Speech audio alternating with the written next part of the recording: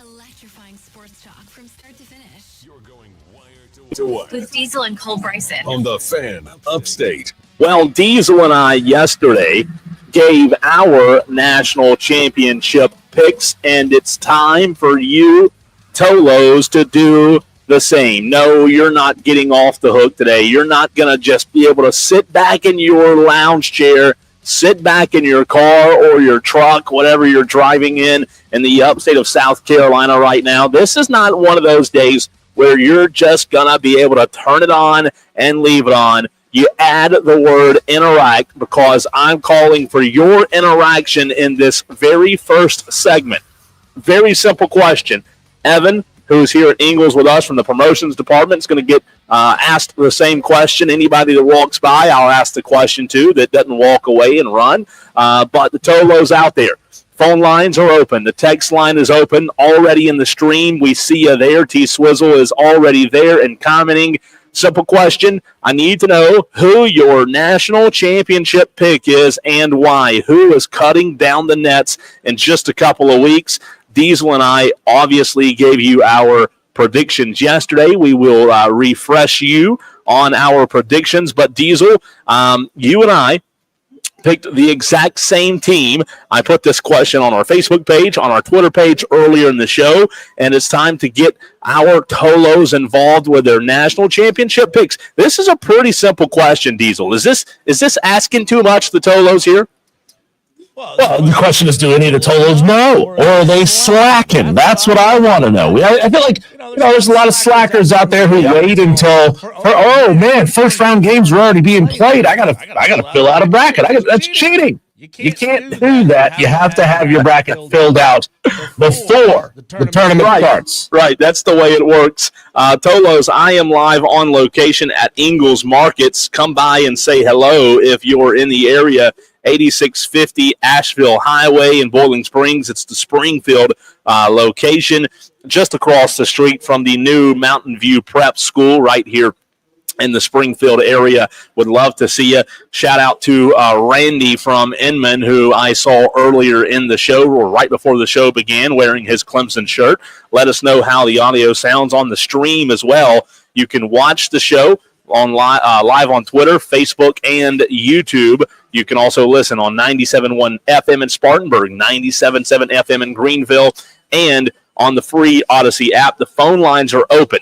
Dial away at 844-FAN-PHONE. That's 844-326-3663. Text line also open as well. Very simple question for you Tolos who just tuned in. What is your national championship pick and why? Also join our fantasy or our ESPN tournament challenge, Wire to Wire, WIRE. Number 2, WIRE is how you can join that. But Diesel, let's start off with you and I and rehash who you and I both think will cut down the nets in early April. I'll let you go first because you and I picked the same team. We did. We both arrived at the Florida Gators getting it done. Before we get into this, Cole, I've been told that there is a coup attempt by listeners of the Rob Brown Show to take over the wire-to-wire. Yeah, good luck.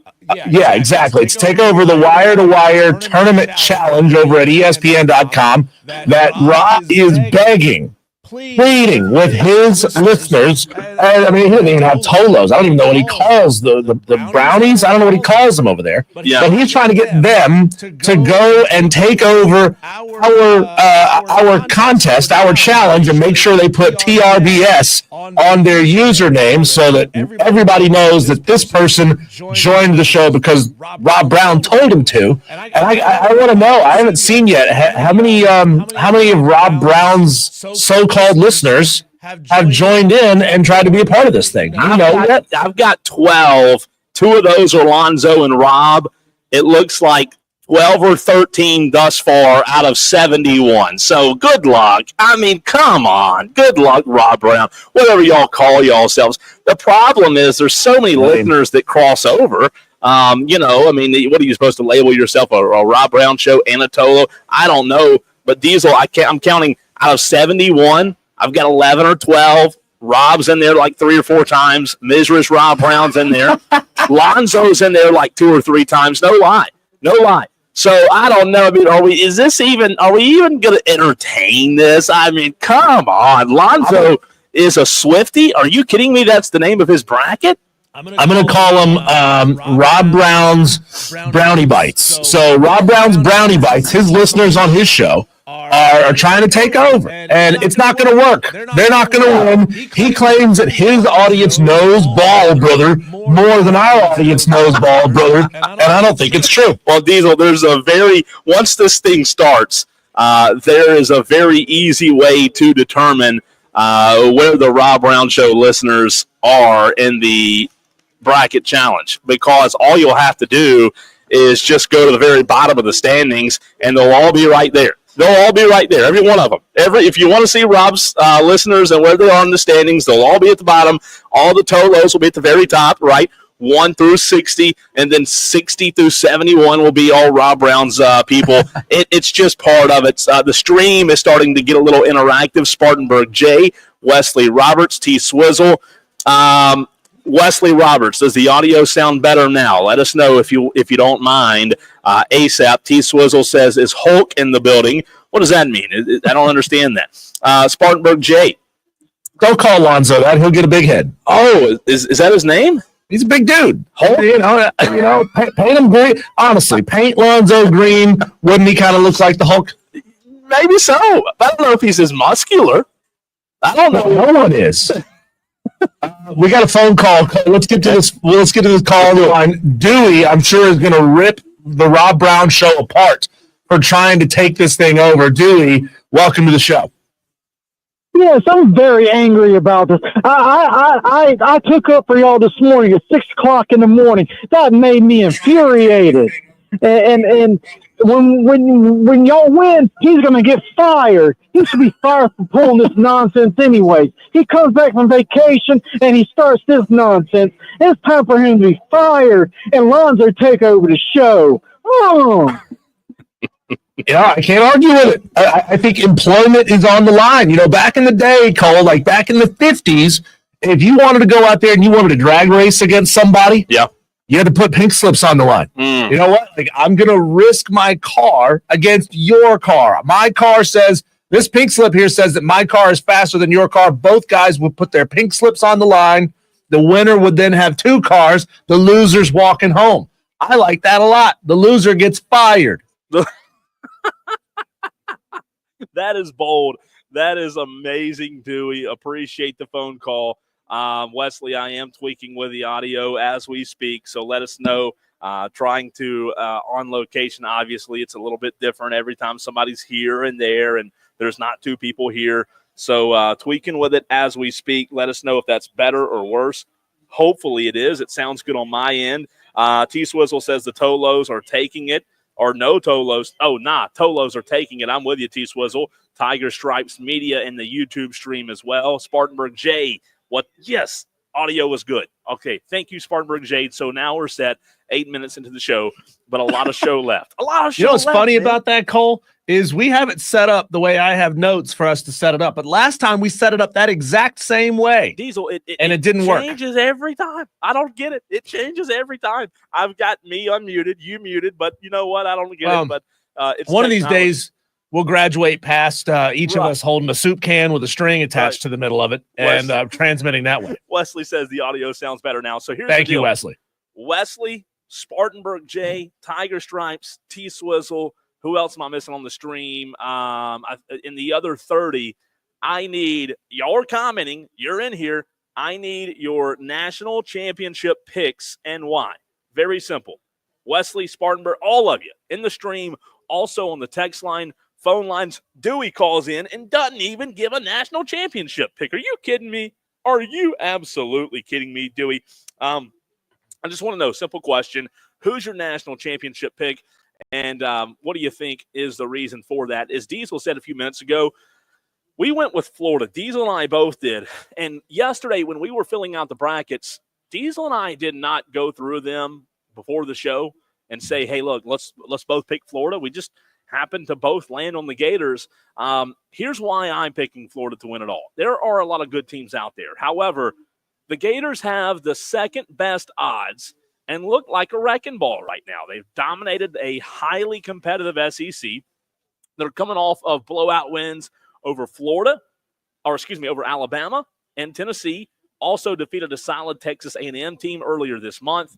You want a team with strong guard play, enough size to compete with teams like Auburn and St. John's. The Gators have that. They take 27.9 three-pointers a game, the 9th most among all teams in the bracket. That's pretty stunning. And they're making 9.9, the 6th most in college basketball.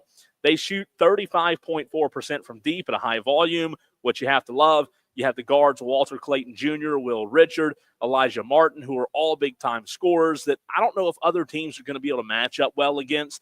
They also have enough length on the defensive side of the basketball that could give guys like Cooper Flagg and other, Janai Broome problems driving to the lane in a potential clash in the championship game or Final Four or Elite Eight. They have a center who's 6'10", 6'11", Alex Condon as well.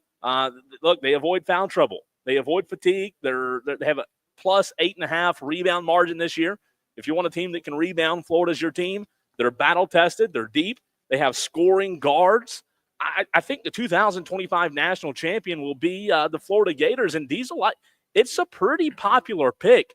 Not the number one pick according to Vegas because that's Duke at plus 300. But Florida is right behind them, Diesel, at plus 425. Well, I do have Florida and Duke in my national championship game. I just wonder, how – and then this is just a confidence pick here. How confident am I in Cooper Flagg's ankle holding up for the duration of the tournament? How bad was it injured? You and I both know, Cole, once you roll an ankle, once you sprain an ankle, it's basically hampered or injured forever, right? It's never as good. It's never as good as it once was, right? So it's always weakened in some way. So my thought process here is that once Duke gets out of this opening round game, they handle who they handle fairly easily. They have to start playing real competition. Cooper Flagg starts feeling himself a little bit. He's back to 100% confidence in that ankle. Is it possible for him to re-injure it again down the stretch? Now, I certainly don't want to see that happen because, how disappointing would that be to have not once but twice two all-everything Duke players who are supposed to be the best ever injure themselves late in a season, shut it down, and we don't get the best player, possibly the best player in the game, or the best player ever, the guy that's clearly going to knock LeBron James off of his pedestal, that we won't be able to get them late in the tournament. So I just don't know how confident I am. I think they make it to the finals. I think Cooper Flagg is going to be excellent in this tournament, but Florida's just a healthier team. All right, what do the Tolos say? Zach Breeze on Facebook says Florida. I'm also Lonzo is a Swiftie. That's his name in the challenge. Spartanburg J, good to see you, Spartanburg J, on this Wednesday. He says Florida or Duke, two most complete teams, and I agree with you there. It does seem that way, but what happens a lot of time when it seems like this should happen? It's March Madness for a reason. Wesley Roberts says Florida, unfortunately, they're really hot right now. J.D. Wyatt says, don't forget about me. Much love, Tolos. I'm so sick of hearing I know ball. Spartanburg J says, plus all of the 4 and 5 stats, including Ken Palm, pick either Florida or Duke. Wesley Roberts on the Facebook stream says they are one of the 3 teams to have both offensive and defensive efficiency in the top 10, with other 2 being Duke and Houston. Duke is banged up with Flagg, and they beat Houston in the finals. What about the text line? Dewey says he was so angry that he forgot to give us pick, Diesel, when you answered his phone call. But he thinks it'll be Duke. Shocker. JD, give me Auburn to cut down the nets. However, I would like to see Oliver Rue from Florida not have to use a ladder to cut down the nets again. Let's see. I don't even have Auburn making it out of the second round, Cole. I got them losing. I got them losing to Louisville early, and Louisville going on a run to the Elite Eight. Actually, the Final Four. Final Four. I like it. I really do. You know me. I love Pat Kelsey. Text JD again on the text line says, I love Rob, but Tolo over Armada all day, every day. Lonzo referred to himself as the blonde bimbo this morning. I'm with you, JD. Tolo over Armada every day. We don't even know what Armada is. Is that what he's calling himself? Who knows? Can I say that? Who knows? Armadas are on the ocean. I don't know. See, they call themselves something. We don't even know what it means. Tolo means turn it on, leave it on. Is that some like nerdy wrestling thing that they're stealing and they're starting up? Come on, guys. Let's see. We're talking about real sports here, boys. Sports. Real fantasy sports, because we're playing fantasy basketball in a way. All right, Buckeye Mike. Good to hear from you, Buckeye Mike, on the text line. He says, I picked Houston. I haven't watched any college basketball this year. I don't have a clue, says Buckeye Mike. I like it, though, and that's the beauty of it, right? Even though you don't watch college basketball, for those of you that don't, number one, you should. Number two, you can still get in. You can still get in the contest. Corn Chip says, whoever wins, wins. I must be the only person that doesn't care about March Madness. Diesel, can you believe those people? Don't care. Care. You could just be like mildly interested. I mean, like, I don't care about the NBA until the finals, but I'm mildly interested in the playoffs. Once we get into the semis and the quarters, you can mildly be interested in watching games. Come on, guys. Gosh, I mean, I'm telling you what. Is it going to be our task, Cole, to like try to pick and choose the absolute must-watch matchups? Because it's really hard. It's an undertaking we all try to go under every single year, but it's really hard to watch every single game. So for those Tolos who don't care enough to watch every single game, then we just need to give them the absolute must-watch, can't-miss games. 100%. And that's why tomorrow and Friday, you can turn the television on and get play-by-play and, professional color commentary. But tomorrow and Friday, if you turn Diesel and I on, we're going to give you instant unprofessional. Unprofessional reaction. I mean, we're going to act stupid. We're going to be – tomorrow and Friday is going to be so much fun. Much fun, man. I love our show name, Wire to Wire, Cole, but I'm putting it on paper right now. If we ever change the name of the show, we need to change it to Unprofessional. Just unprofessional. That's it. Unprofessional. I like. Some would say, we're already there, but you know what? We appreciate them as well. Every day. It's going to be fun. It's going to be a lot of fun. So tomorrow and Friday, Tolos, you've gotta tune in because we're getting games beginning at 12:15 tomorrow. Can you believe that? 12:15 is when the games start tomorrow. So Diesel and I will have a ton to unpack during the show. Games going all the way until like 10 o'clock tomorrow night. Tolo Phil on the text line says, get Dewey to call TRBS, the Rob Brown Show. It'll be good radio. Tolo Phil says his pick is Duke. Let's see. Does Dewey not call Rob, or does he only text Rob? Dewey, help us out here. Let us know. Called him before, Diesel. I'm not up in time to listen to the Rob Brown Show. The truth. So does Dewey knows know. JD? I know you listen to the Rob Brown Show quite a bit. Does Dewey not call his show? Is Dewey a wire-to-wire exclusive caller? He might be. You never know. Love it. Tiger Stripes Media on YouTube says Michigan State versus Duke, and Duke wins it all. Now, that's a pick that I have not heard. Michigan State getting to the national championship. T. Swizzle says taking St. John's to win it all, matched up against Duke, just feel like they have a squad, one of the best coaches to do it. Also, they clean the boards. 3 dudes that absolutely fill the stat sheet. I love St. John's. And again, we've mentioned St. John's. We've talked about them. He says his heart pick is Clemson. I could see them making an Elite 8 run again, says T. Swizzle. JD also says Clemson could make a run. I think UNC and Louisville could both make a run as well. JD also says nobody calls or texts Rob, to be honest. Throwing shade. I like it. Snap. I like it.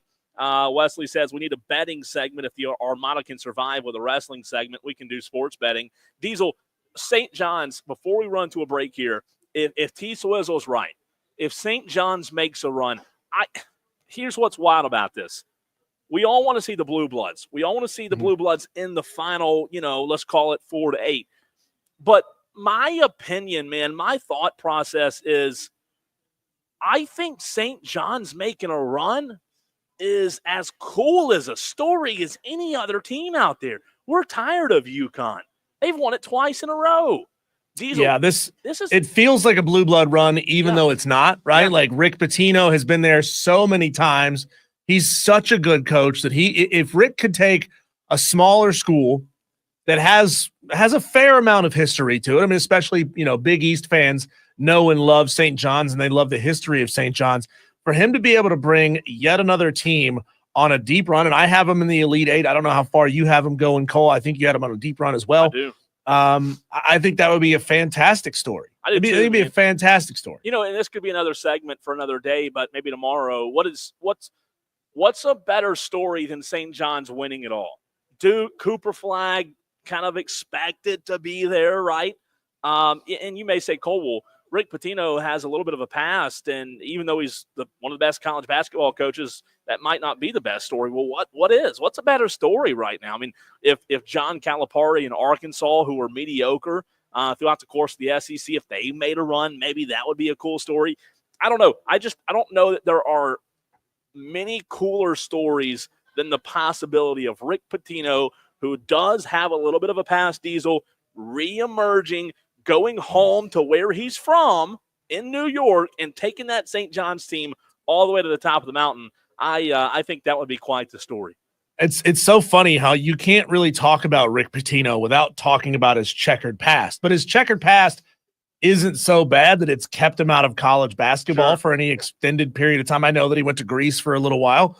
But, at some point we got to get past it, right? And stop bringing it up. He's been now at 2 schools. He was at Iona for a couple of years, and then he's now at St. John's. He's had multiple stops back in college basketball. Are we eventually gonna move past this and stop essentially leading the conversation with Rick Pitino is great, but he has a past? Why not just say Rick Pitino is great? Well, you know what? I completely agree with you, and you know what? I don't know if everybody has the same mindset that I do. But I'm a believer in second chances for everybody. And, people make mistakes. I've made plenty of them. People mess up, Diesel. It happens. It's life, right? I'm with you. I'm 100% with you there. You keep making the same mistake over and over and over. It's not a mistake anymore. But I'm all for a redemption story, showing grace, showing mercy. And Rick Pitino, I think, going on a run, I think it'd be great for the sport, man. I'm with you. I love it. On the other side of the break, Cole, when we come back, big news out of Clemson basketball. Was it really a necessary move? We'll get into that next, right here on Wire.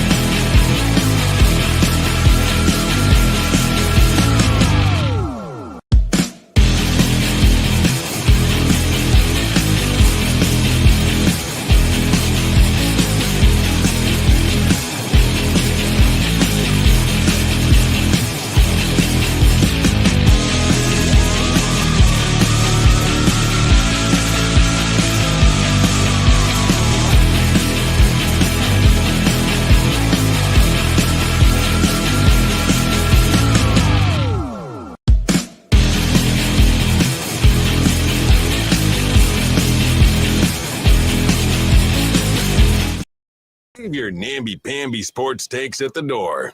Call in if you're man enough. 844 Fan Phone. This is Wire to Wire with Diesel and Cole Bryson on the Fan Upstate. Just before Clemson is set to face the fighting Will Wades at McNeese State, the news has dropped that Will Wade won't be at McNeese State for too much longer. Will Wade has accepted the head coaching position at NC State and will now have the opportunity, Cole, to face his alma mater twice a year.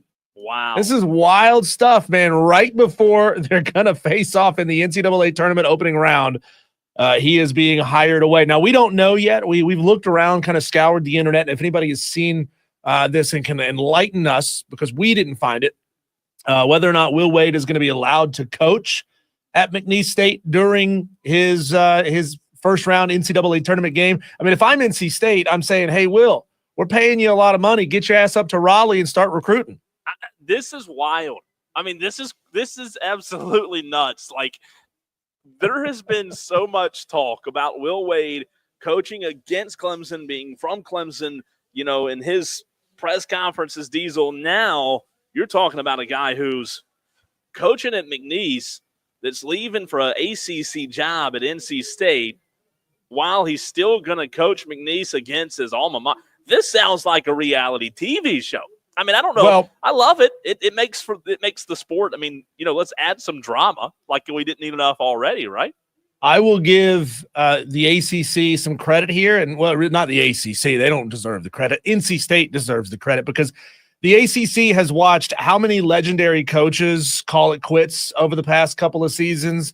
You had Roy, you had Kay, you had Larinaga, Hamilton, and I always blank on his name. The Virginia coach, Tony Bennett. Yep. You got at least 5 coaches right there who have said, bye-bye, we're out of here. We're not coaching in the ACC anymore. And it leads to a down year that you've with the likes that we've never really seen in the ACC before. Really pathetic performance from the ACC. But you have to think, Cole, that some of those bad performances are aging coaches. Some of them are just the uncertainty, not knowing how much longer a coach is going to be there.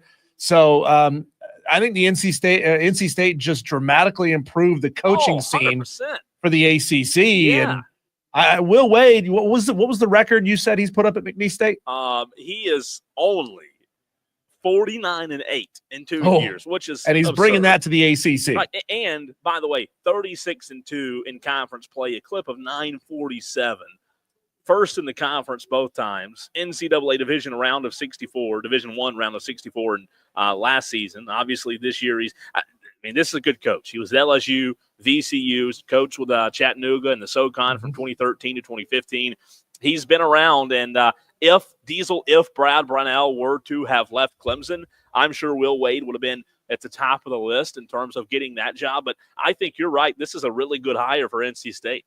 Well, think about it this way, Cole. The ACC is going to benefit by the fact that the SEC is full up on quality coaches. Yeah. You got a lot of really good coaches in the SEC that, barring any unforeseen, untoward activities where you're on a motorcycle with a cheerleader on the back, most of those coaches aren't going anywhere for the foreseeable future, right? Yeah. Maybe 1 or 2 jobs would come open in the SEC, but not going even to the ACC. Even the bad jobs, the bad teams in the SEC, looking at you, Lamont Paris in South Carolina, who had a terrible year. He's just gotten a vote of confidence, so he's not going anywhere anytime soon either. So the ACC is going to be the beneficiary of the SEC, the best conference in college basketball right now, being full up with coaches and not making any changes anytime soon. That's nuts, man. Like, imagine tomorrow we're sitting there watching Clemson McNeese at 3:15.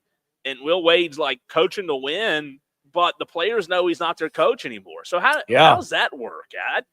This is fascinating, man. Well, on the opposite side of that, Clemson players know that Brad Brownell will be their coach for the foreseeable future because the Indiana rumors quelled. Brad Brownell staying right where he is at Clemson. Pete Thamel reported earlier today that Clemson and Brad Brownell were finalizing a brand new 6-year contract extension. It feels like he just signed a contract extension And that's because he did. Like last year, he signed a 5-year contract extension last year. So I wonder, Cole, if Clemson, are they a little out of pocket here by extending a guy who they just extended last year? I can't imagine that a whole lot of schools are coming after him, whether there was any truth or validity to the Indiana rumor at all. You got the guy locked down for another 4 years. So what's the point in extending him now? Diesel, to me, and again, I don't have any inside knowledge on this, but to me, this screams Brad Brownell is a much hotter commodity than we realize in the world of college basketball. And we're going to make sure, talking about Clemson, when I say we're going to make sure that this guy doesn't go anywhere. He loves Clemson. He, as you pointed out yesterday, even when he had a 6-year stretch of not making the tournament, Clemson was loyal to him. And I think that loyalty goes both ways. It seems like Brad Brownell is a Clemson guy through and through, just like Dabo Swinney. And to me, this seems like that Brad Brownell may have been getting some calls, and they're locking him up and not letting Brad leave Tiger Town.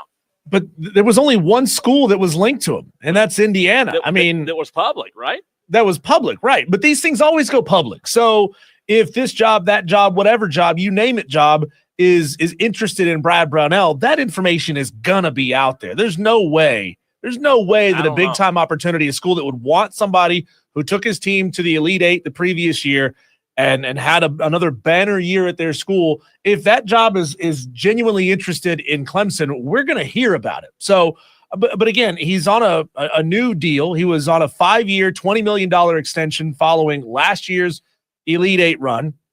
This is a 6-year extension. So if you could think about it this way, it's a 2-year extension on his previous 5-year extension. We don't know the financial details, but I would assume there's some form of compensation bump there.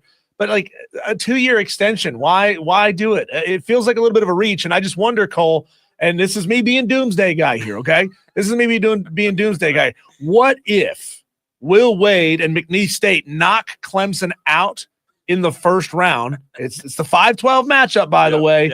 35% of the time, the 12 knocks off the 5. So it's not an insignificant amount of chance here. Right.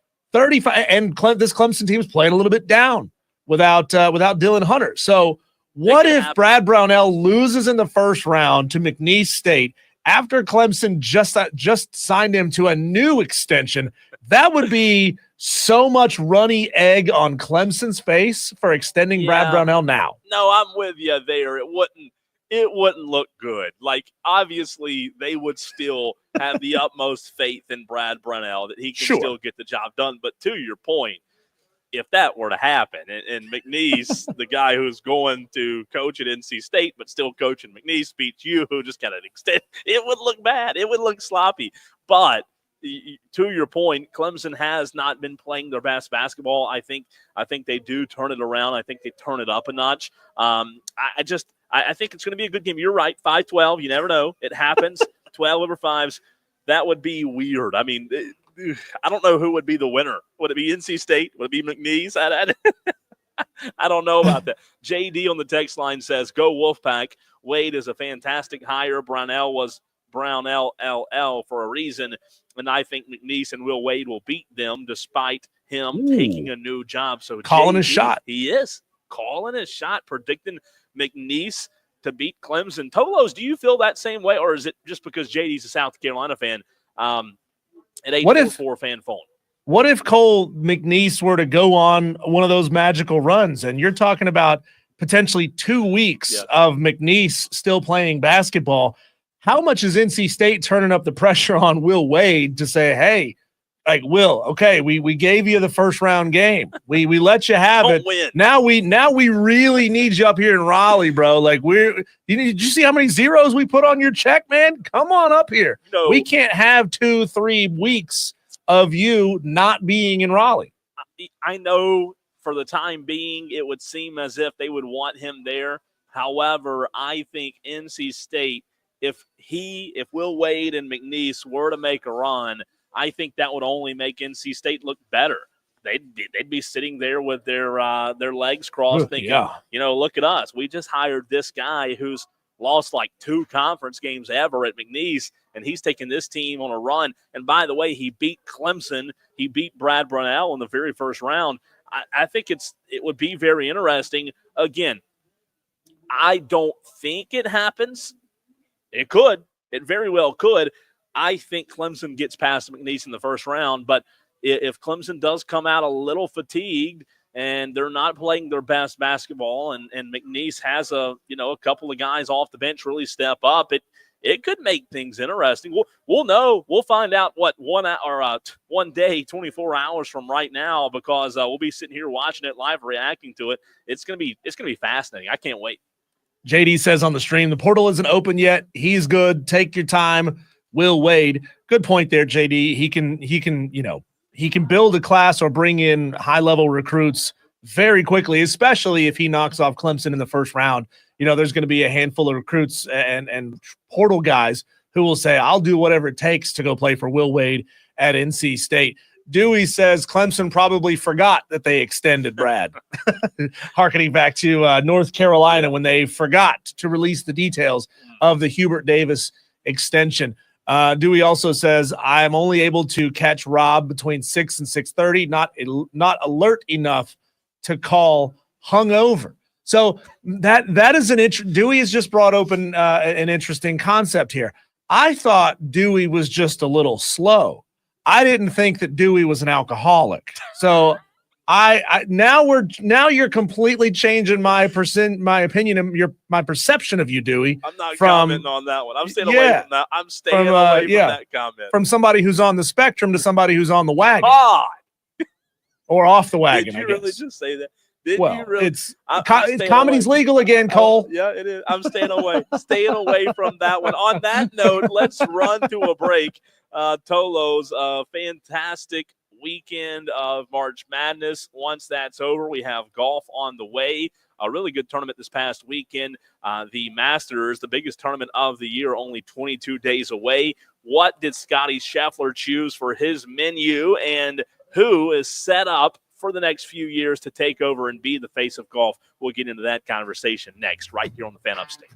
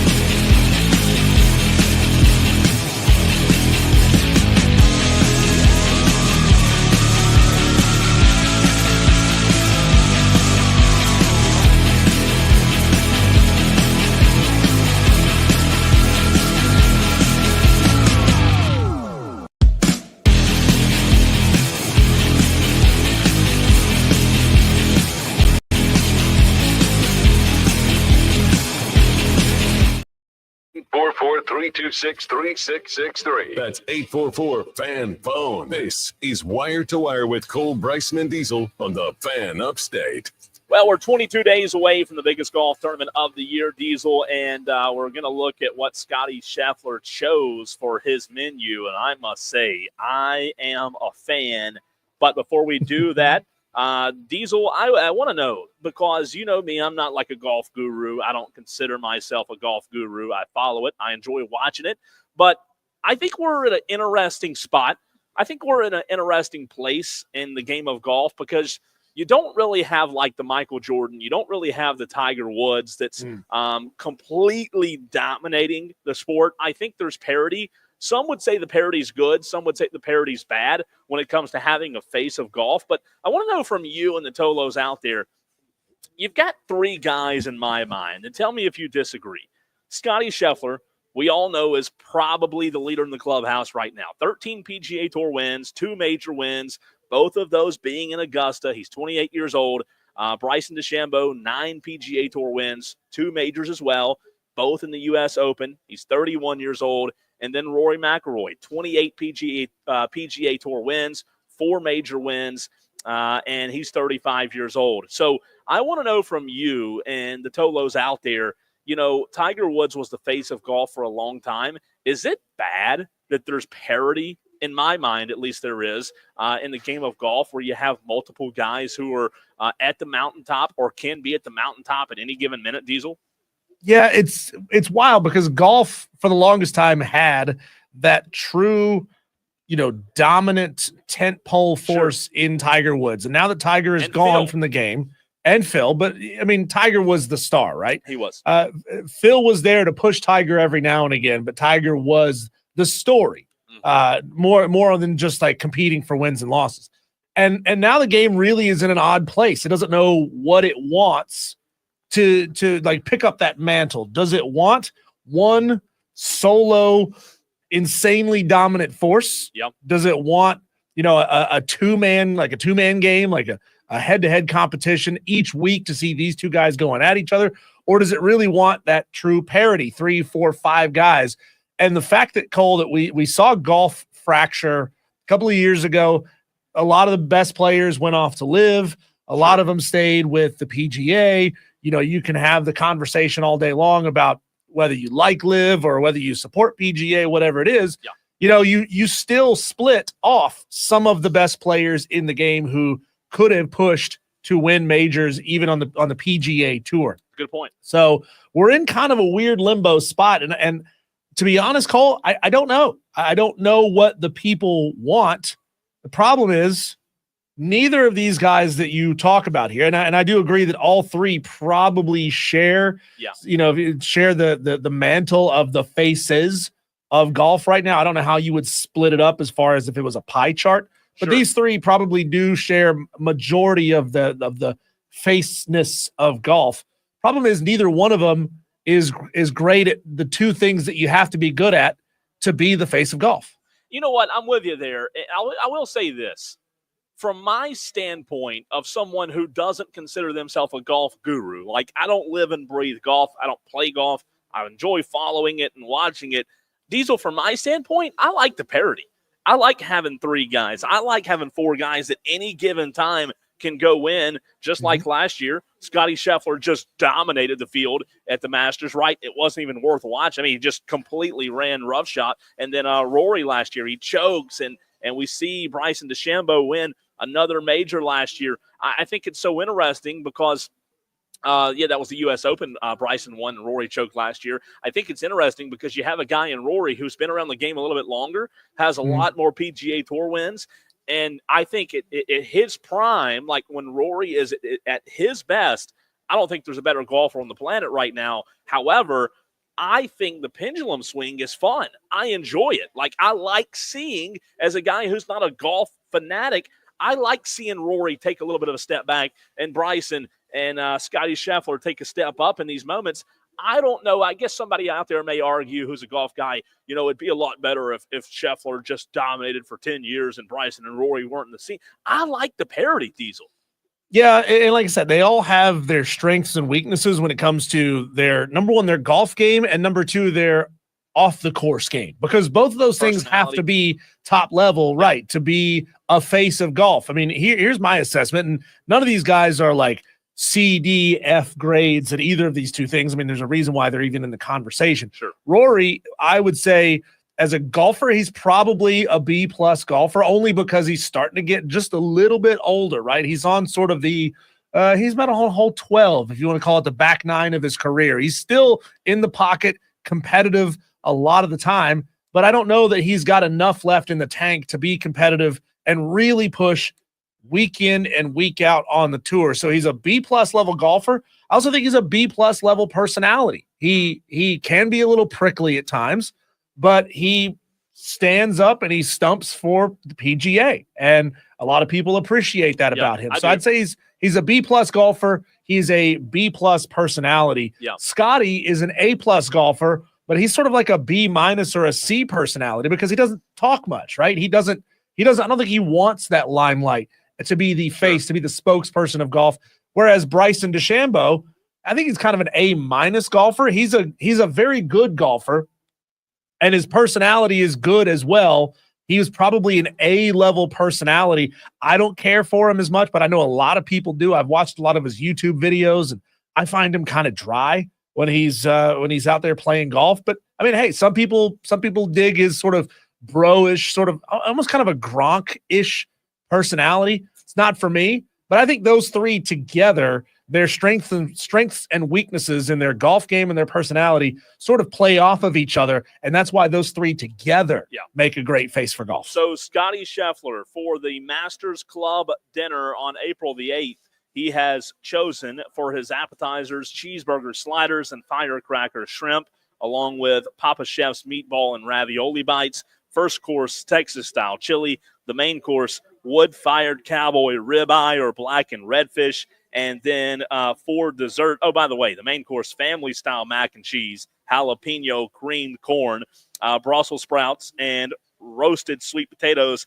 And for dessert, warm chocolate chip skillet cookie with vanilla bean ice cream. Can you get any more of a good old country boy Masters dinner compared to what we had last year? Sign me up. This one sounds good. Dear God, I want that every day. Right. You had me at chili. The Texas chili is like a beef chili with Fritos in it, and that's how I eat chili that's the only kind of chili that I want. That's fantastic. And it sounds incredible. Scotty Scheffler, A+ job, putting together a fantastic menu for the Masters. When we come back, Cole, on the other side of the break, we stay with NCAA tournament coverage. And this story, man, is it just puts a smile on my face. How one coach decides who they should and should not recruit, and it has really nothing at all to do with basketball. We'll talk about it next.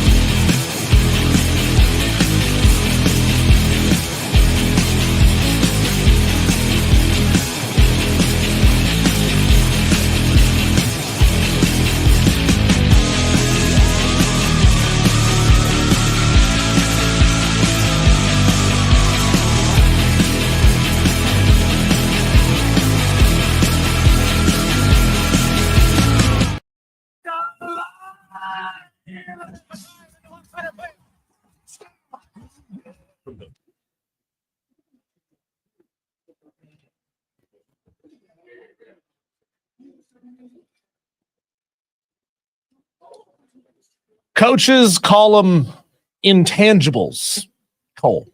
The things that they look for that you can't really quantify. You can't measure how tall. This is not measuring how tall someone is. This is not measuring how wide someone's wingspan is from fingertip to fingertip. It's not measuring a vertical jump. It's not measuring how many times you can bench press 225 pounds. Yep. It's the mental aspect of the game, like leadership ability, or whether or not a player wants to get their recruiting breakfast at Waffle House is how Troy head coach Scott Cross is now deciding whether or not they even want to bother recruiting a player. These are these great stories that come out during the NCAA tournament, the pre-tournament interviews. I love this kind of stuff because, you never know what they're going to say. Honestly, you never know what kind of stories are going to come out. These reporters are digging for nuggets that they can use on the air, Cole. Here is Scott Cross, the head basketball coach at Troy, who, forgive me, Cole, and I don't have my bracket in front of me. I have it now. Troy will be facing Kentucky in the 3-14 matchup in their region.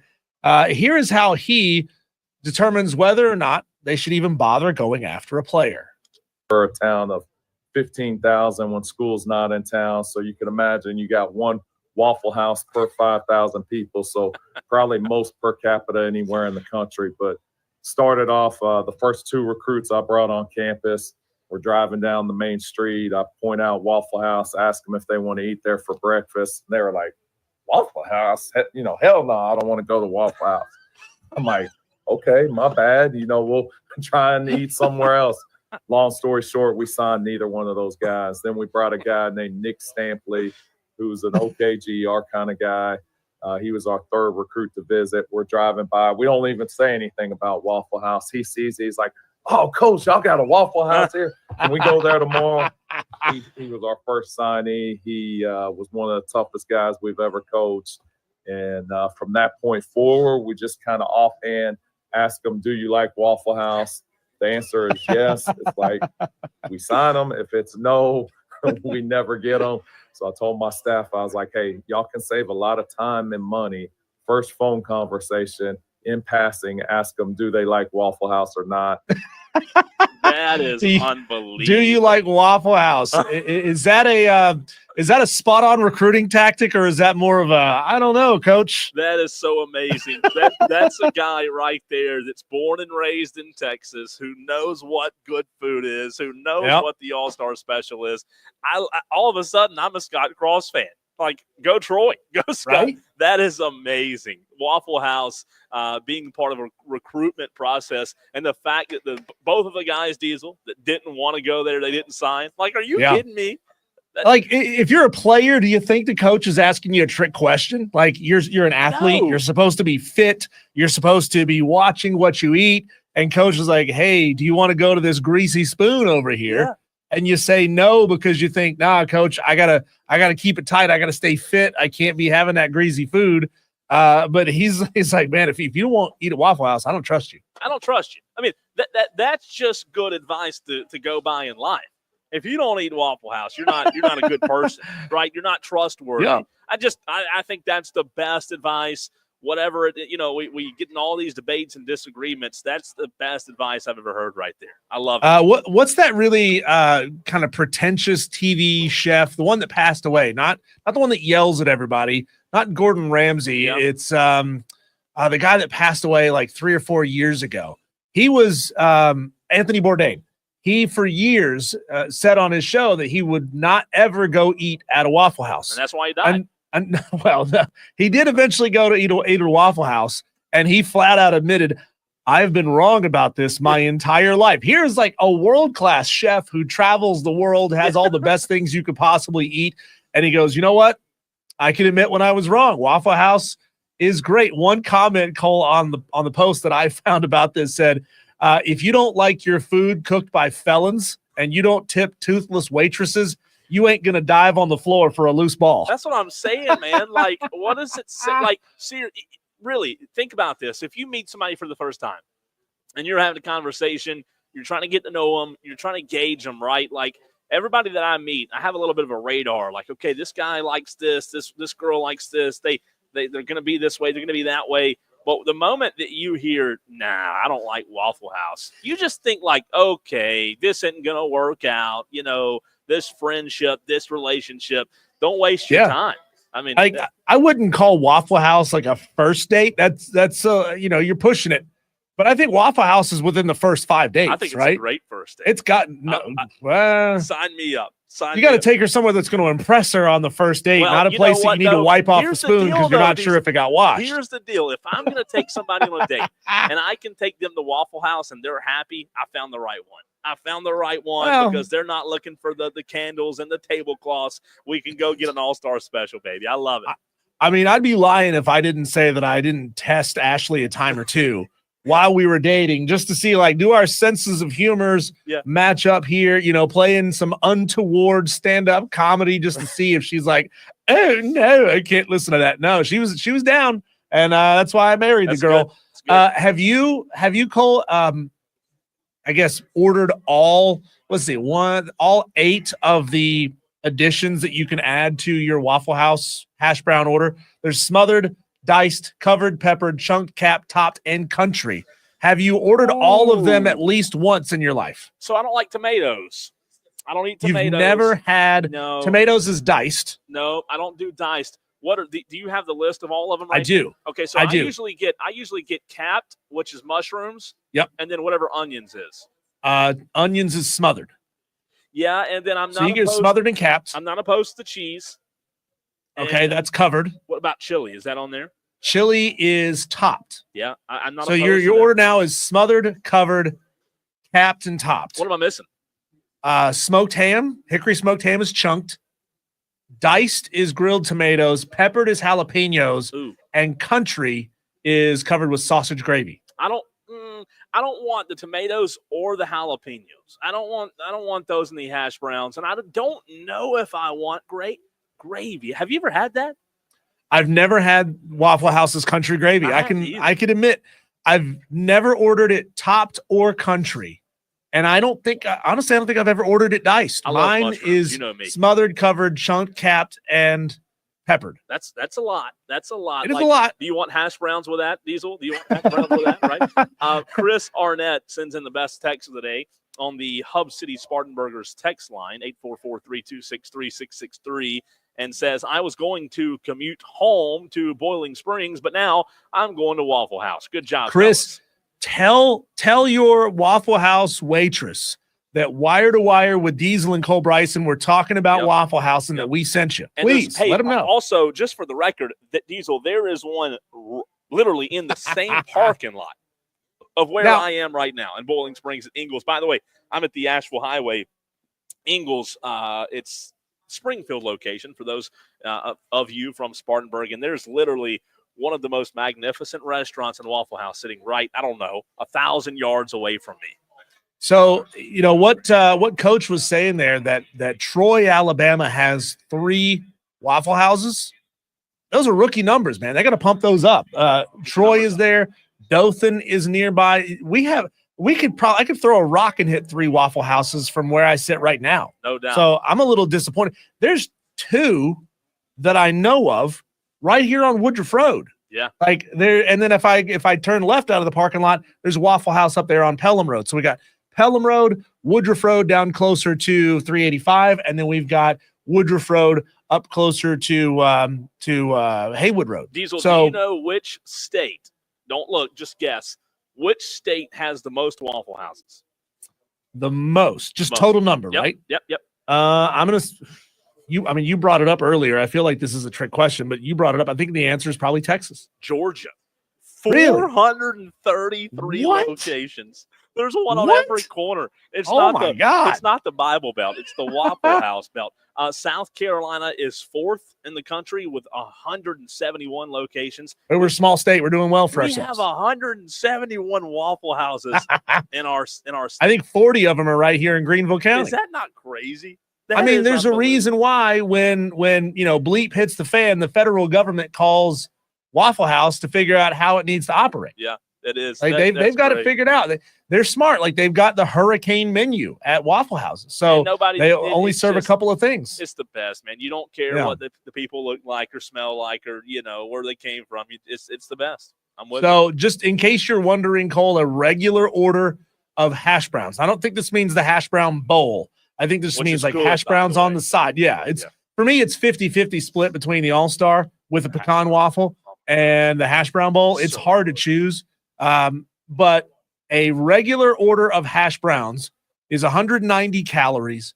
If you added all of the toppings on top, you're only adding another 330, which I think sounds low for adding all of those different items to it. So now you're turning, now you've got a 430, a 520 calorie side dish, which is like 25% of your daily caloric intake. Ooh, that's a lot. At first, the plain hash brown, 120 something, it didn't sound terrible. It's a lot of carbs, but you know what? It's the best, and that's the bad thing. You got to get a waffle. You got to get. We need to educate Brother Contreras here. He says, unfortunately, fellas, we don't have a Waffle House in the New York area, but I never even heard of Brooklyn Waffles House at Brooklyn area. I'm a little confused as what you're trying to say. So you're saying you don't have Waffle Houses in New York. What that means, Brother Contreras, is that you need to be a franchisee and open the first Waffle House in New York City. So Diesel, he's right. I'm looking now. There are 0 Waffle Houses. This is a Southern thing. You got Georgia, Florida, North Carolina, South Carolina, Alabama, Tennessee, Texas, Louisiana, Mississippi. There are 3 in Ohio. There are 70 in Virginia, 61 in Kentucky, 45 in Arkansas, 38 in Missouri, 17 in Oklahoma, and only 16 in Indiana. But that's it. Those are the only states. That's 9, 10, 11, 12, 13, 14, 15, 16 of 50 states. Those people in New York and Hawaii and Alaska, they don't know what they're missing. They have no idea. And Brother Contreras, I know that New York City is famous for having, great diners that stay open all night, but I'm sorry, man. You got nothing on Waffle House. You can't beat a Waffle House. They got 24 hours a day. The All-Star breakfast is the way to go. Go ahead. No, I'm sorry, I'm going to cut you off. You know what's crazy, Diesel, about this? What's New York? Yeah, you're right. They're known for pizza, but think about it. New York, they're known for their diners. Wouldn't you think that Waffle House would kill it in New York? I mean, you would think it'd be just massive and be maybe even better than the southern states. I don't know. Are they too bougie? Are they too bougie in New York for Waffle House? There's nothing bougie about New York City, man. They throw their trash on the street. Okay, that's true. Fair point. Yeah. Kevin says on the text line, the Hub City Spartanburgers text line, if a hurricane is coming and Waffle House closes, you better run. That's a good point. It's true.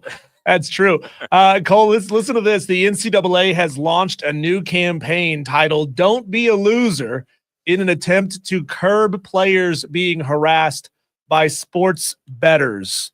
And shockingly, this has not gone the way that the NCAA hoped that it would. I think they hoped that people would see this campaign and say, oh, you know what? You're right. I harassed the forward at St. John's for missing that layup, but I'm going to appeal to my better angels, and I'm not going to trash these players online just because they cost me money because of my illicit addiction. Yeah, because that's never going to stop. Right. I mean, here's the solution here, or here's the formula that we're looking at. College students who are already wild maniacs meets illegal or legal sports betting, meets disappointment, meets probably alcohol involved. I mean, come on. Are we really kidding ourselves here? We should have seen this coming from a mile away. Like we know because we've reported on it on the show before. Charlie Baker is very much the NCAA president is very much against player props with respect to college athletics, but he's not going to get this thing passed. He's not going to get this thing removed. There's far too much money involved, and it's not going anywhere. He said, quote, angry fans are sending numerous abusive messages and threats to student athletes publicly and privately because of lost bets placed on athletes' performances in the game. These actions severely threaten student athlete mental health and well-being while harming the college athletics environment. We need fans to do better. We need fans to do better. I don't know about that. That to me sounds like a you problem. Texter says, fact, Waffle House is the last one to leave and the first to open for Hurricanes. Just a reminder that you Tolos, you can also watch the show. Brother Contreras on the YouTube stream says don't Cole seriously talking about Waffle House in New York. But when you go to the phone lines, Diesel? No, it was a wrong number. Somebody calling HP. I don't know what number. HP is. Yeah. But I can't help him fix his computer. Of course, Twitter has. You should have put him on the. Can you imagine if you would have? We'll figure this out together. Neither one of us has an IT degree, but we'll figure this out together. How about that? By the way, you're live on radio right now on the Upside. Have you turned it off and turned it back on? No? Okay, well, I don't know how to help you. Charlie Baker obviously taking a lot of heat for this online. People are saying, quote, even when they're on the right side of an issue, the NCAA remains pompous and tone deaf. Another commenter said, this is rich coming from losers like the NCAA. They made billions off of players and have allowed NIL without guardrails. And lastly, Cole, someone says, fact, the type of people that choose to harass college athletes because they're betting on games aren't exactly the type that will see a commercial and suddenly have a conscience. No, absolutely not. Who's their head of marketing? Whose idea was this for the NCAA? JD says they don't need fans to do better. They need gamblers to not hold athletes accountable. And that's the problem with it. Like, take away social media, Diesel. Take away social media. Just eliminate it, and we're probably not having this conversation.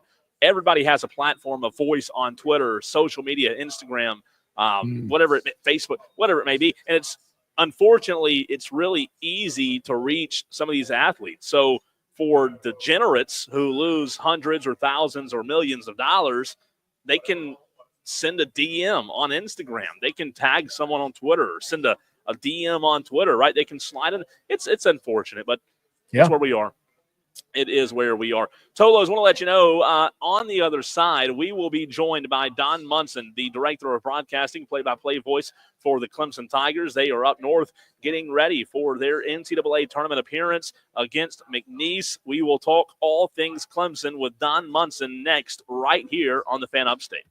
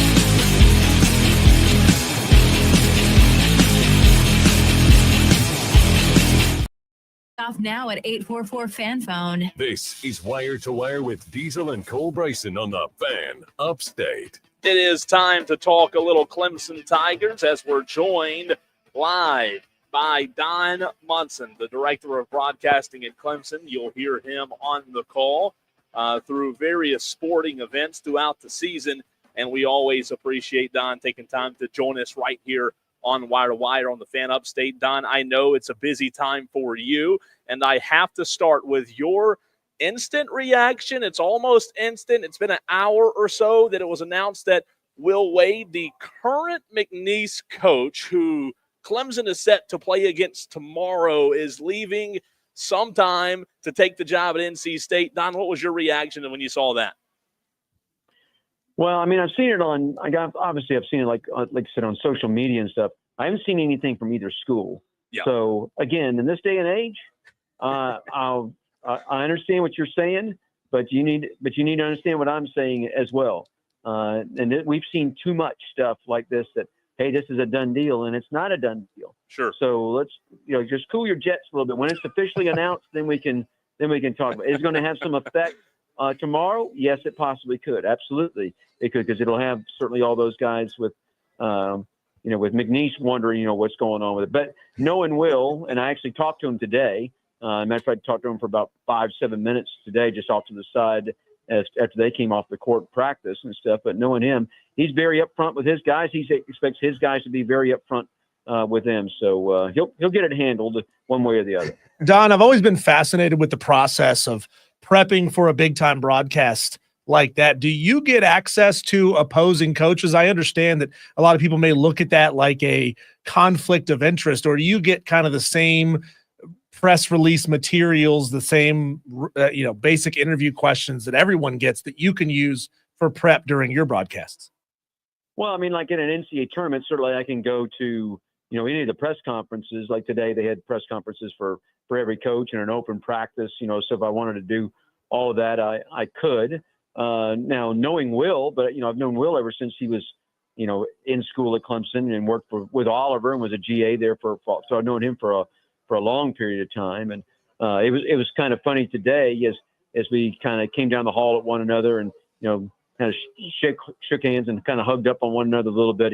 He actually leaned into my ear. He says, I still listen to you every Saturday during the football season. So that was a little funny. So you get when you have a relationship with somebody, obviously you get more access.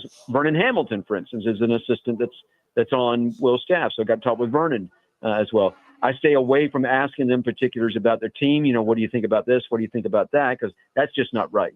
That's not a friend handled. That's not a way a friend handles a friend. And so you keep things on that kind of relationship. Don't try to dig in too deep. Don, it's fascinating when you look at this matchup. Clemson, obviously, with a little bit of an injury coming into the postseason. Do you look at this matchup overall from a big picture point of view? McNeese versus Clemson. We hear a lot about 5s and 12s, throughout the course of the tournaments, and how other seeding matchups, are likely to produce an upset. Do you look at this as a possible upset or a possible tight game going in for the Tigers? Well, I think anything's possible in any NCAA game. I mean, we've now seen twice where a 16's been upset by a 1. It used to be you would never think about that, but guess what, boys? It's happened. So every game I expect in the NCAA tournament to be tight. I don't think that when I go, when I'm going into a Clemson game, you only have to win by 1. Sure. You don't have to win by 20. The idea is to survive and advance, and that's exactly what you have to do in the NCAA tournament. Don, I want to stick right there on that word tight. Clemson, visibly hampered by Dylan Hunter's absence over the last game and a half. Dylan didn't score a lot of points, but he's clearly a facilitator that kind of makes things move the right way. What is Brad doing to keep his team loose headed into this round of 64 game? Is he taking them to putt, or is he practicing them extra hard? No, I don't think that he has to do a whole lot to keep this team loose, to be honest with you, because there's enough veterans on this team that they do it themselves. So the two guys coming into this that maybe how are they going to handle this are Jaden Zachary and Victor Locken. Neither one of them has ever played in an NCAA game. So that, how are they going to handle that? and it's going to be interesting to see, because it's different. It just flat out is. It's just different when you get. This is what everybody aspires to. Clemson is the higher seed. They're the 5. So does that put a little extra pressure on Clemson? Absolutely, it does. But you control. The intangibles you control. So you got to make sure that you go out and you take care of the things that you can take care of, and then let the rest of it's just nonsense. Just let it roll off your back and just go out there and play and try to play as hard as you can. Give the best that you can that day. Nobody can ask you to do anything more than that, and hopefully it's good enough to win. Don, you've seen this team, as we're joined by Don Munson right here on the Fan Upstate, as much as anyone. What do you think the X factor is when you talk about Clemson having a legitimate shot at not winning one game, but putting together a special run in the postseason like they did last year? What do you look at if you had to just find one X factor that you think Clemson could use to cause trouble when it comes to opposing teams? What do you think that X factor would be? Well, I don't think there's any doubt in my mind that it's shooting the ball outside the arc. I mean, you have to be able to shoot the ball well outside the arc. You're looking at the last 5 games or so, Clemson flat out has not shot the ball well outside the arc. They're going to get open threes tomorrow. I guarantee you. They're going to get open looks and open threes. They need to hammer them. They need to knock them down. This is a team that probably, if you're going to ask me if they're going to make a run to a Sweet 16 or an Elite 8 or hopefully a Final Four, then I would say that Clemson is knocking down shots from beyond the arc, and that's going to open up the inside play. Then that is going to allow Locken and Shefflin to go to work inside, and certainly you got to keep those guys out of foul trouble and keep them on the floor. But I don't think there's any doubt that Clemson needs to knock down 7 or 8 threes a game to be able to do what I think that they can do and what they are hoping they can do in this tournament. Don, we had audio in the last segment and had a good time laughing about Troy head coach Scott Cross's recruiting policy. He says he won't offer a kid if he doesn't want to go to Waffle House, or at least say that he likes Waffle House on his recruiting visit. Number one, please confirm that Don Munson loves Waffle House. And number 2, is there any little tidbit that that Brad Brownell looks for that's sort of an intangible when it comes to deciding and splitting hairs on a couple of recruits? Well, let's start with the Waffle House thing, okay? The last guy that made Waffle House a priority inside the ACC was a football coach at Georgia Tech. That didn't end very well, okay? So I don't know if I'm the head coach at Troy that I'm talking about using Waffle House. That didn't, because it didn't end well there. I don't think it's going to end well at Troy either, okay? Let's just make that flat out the truth that is there. Do all of us like to go to Waffle House? Yes. All of us like to go to Waffle House. There's nothing like cheese and eggs, hash browns, and cinnamon raisin toast at Waffle House. I get it. I understand it. I'm in. I'm in for that. But I'm not using that I didn't use that as a main recruiting tool when I was dating. I don't use it as a main recruiting tool with a wife of 40 plus years. I don't, it's just not a main recruiting tool. All right. Let's get that out of the way. Right there. Is it a staple? Yes. But no, you're not going to win recruiting battles with Waffle House, right? So that's got to end, right there. Now, as far as what, Brad Brownell, in recruiting wise, there's a guy on this staff. His name is Lucas McKay. And Lucas is basically the recruiting director for Clemson. Lucas really does an outstanding job of what I call finding talent. Everybody can recruit the 5 stars, but guess what? Out of all the 5 stars that are out there that then go off to school, how many of them actually make an impact?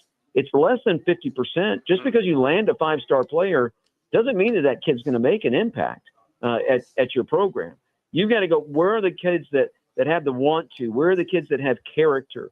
Where are the guys that, that have a little bit of morality about them and that kind of stuff? Those and that value their teammates more than they value themselves.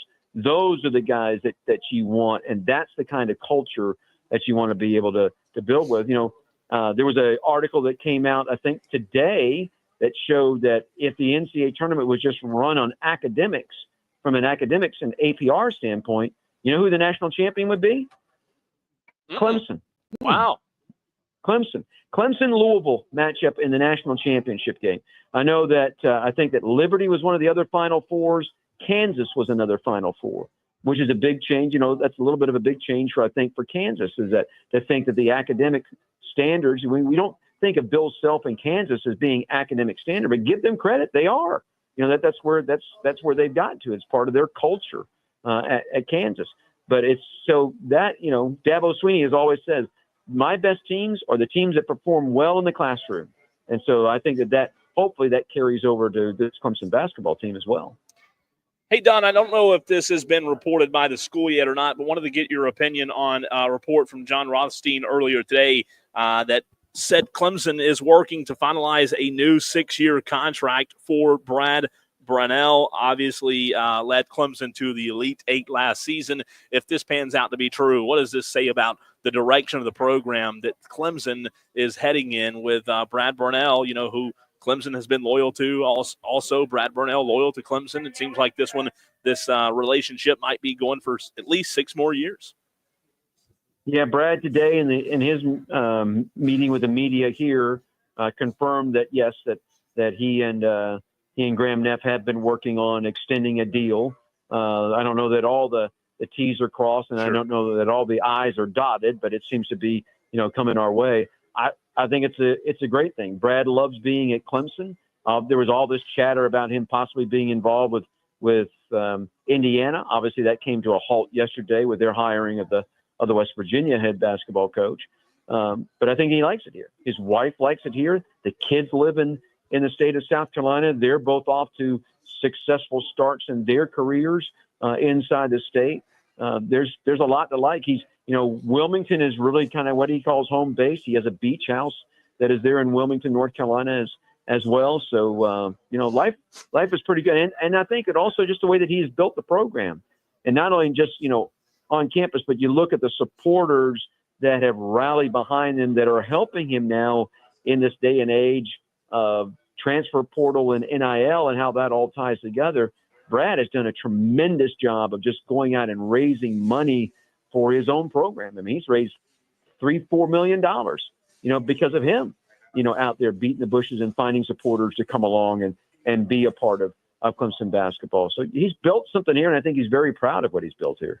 Don, Indiana was the only school that was named in I guess, a sweepstakes to maybe lure Brad Brownell away from Clemson. But, it would stand to logic. Again, this is just a supposition, a logical supposition, not based on any facts. So you can shoot it down if you want to, that if Clemson is offering an extension on a coach that just got an extension last year, there may have been some other institutions that were calling as well. Can you either confirm or deny that? I have no confirmation on any of that at all. But what I will say is that I know who Graham Neff is, and Graham is pretty good at making sure that he's out in front of all. He is proactive. He's not going to be reactive. He wants to be proactive in all, which is not the way that a lot of leaders work, unfortunately. Great leaders, I think, work that way. Bad leaders are always reactive. It's the really ones that outstand that are proactive. So I think that he wanted to make sure that he had his guy, and he's going to be locked up for a while. And again, that those that are supporting the program can still be rally behind the guy that they have in place. So now here's something. I'm not saying that Brad Brownell's name is going to come up with what I'm about to say. All right, but what's going to happen if the Texas job comes open? All right. I mean, that's the job I don't think that a lot of people have been focusing on. But what happens if Texas comes open, which a lot of people believe it is going to come open, then that's going to start a whole other domino effect. I mean, it's just going to start a whole, because Texas is probably going to chase more of what you would call the name brand coach that is out there. Not saying, I don't think that most people would consider Brad Brownell one of the great name brands. Yeah.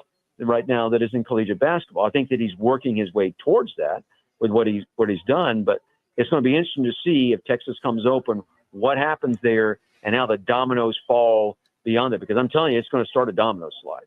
And, because somebody from somewhere, like the name I always think of is Rick Pitino. Can you imagine Rick Pitino at Texas? Yeah. He's done a great job at St. John's. And he's a Northeastern guy, and I get it. But what could Rick Pitino do at Texas? I mean, we saw what he did at Kentucky. You take it to Texas, that's even more money that's going there. And it'll be really interesting to see what happens from that aspect. Hey, Don, my last question for you. Last year, we saw P.J. Hall have a really big impact on Clemson's postseason success.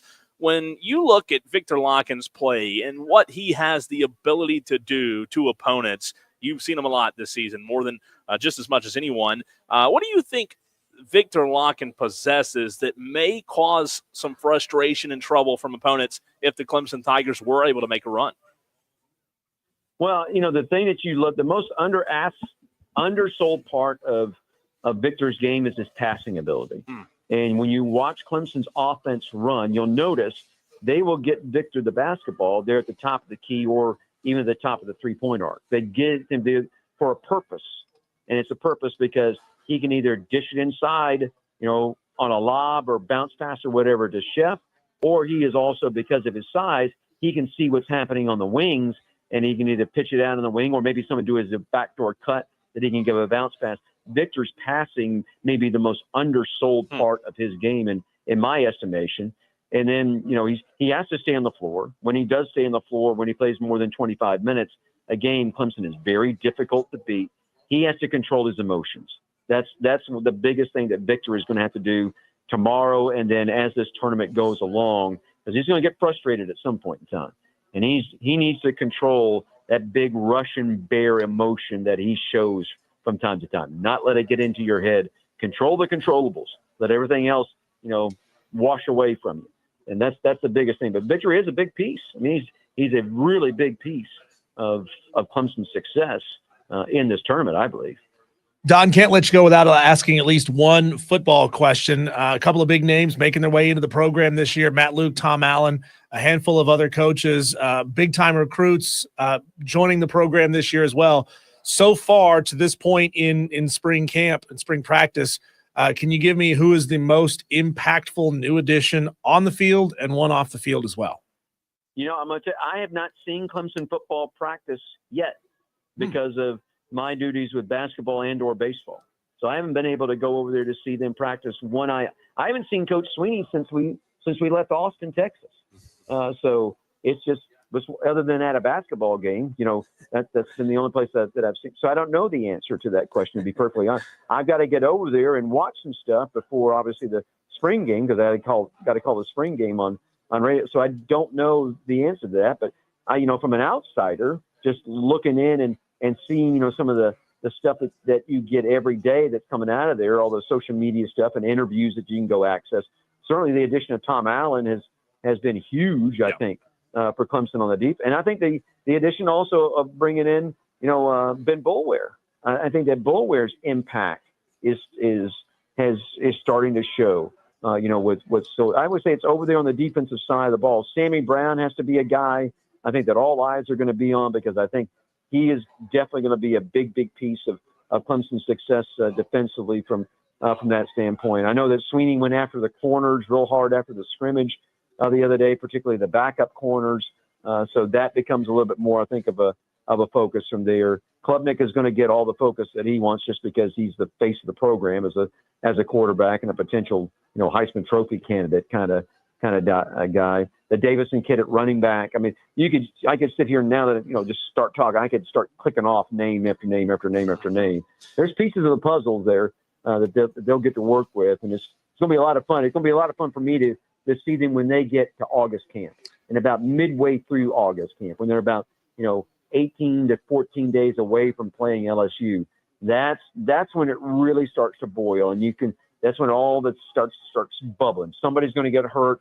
You hope that you make it through but somebody, I guarantee you, is going to get hurt. That'll set off, a little reaction for stuff. And that's when it really gets fun to me, is mid-August. And you talk to me in mid-August, then I can tell you some stuff from what I really expect out of this football team. Don, something that we're going to get to a little bit later on in the show, but I want to get your general thoughts on it. Deion Sanders has said he wants to put together a real spring game at Colorado against another school. Just on the surface, are you for that or are you opposed to that? Well, I'd be for that. I think that every football coach wants to do that. To be honest with you, I think that every football coach would like to do something in August. Clemson college football is the only football that doesn't have that. I mean, you gotta, high schools play, stuff before they actually play a real game, a jamboree or whatever. college football needs it. College football is desperate for that. Use it to your advantage too. Use it as a fundraiser for something either on campus or in the community. I think they should play two, as a matter of fact. I think you should get one at home and go on the road and play someplace. Whether it's a controlled scrimmage or just a practice or something like that. But they need it. They need to do that. I know the season is probably already getting long enough, and it's not going to get shorter, boys. I can tell you that, because the playoff is going to expand. The regular season may expand. I'm just telling you, it's not going to get any shorter. But college football, I'm definitely in favor of that. And I bet you if you ask Coach Sweeney, he would love to have something that he could do in August and also the spring, to not just so that guys just aren't thumping on themselves. Don, always appreciate your time. Have a great time with the March Madness tournament as far as Clemson may go, and we'll talk to you soon. All right. Always good to spread a little gospel of the Clemson Tigers. Go Tigers. Thanks, Don. That is Don Munson, Director of Broadcasting at Clemson. We always appreciate his time joining us every single time.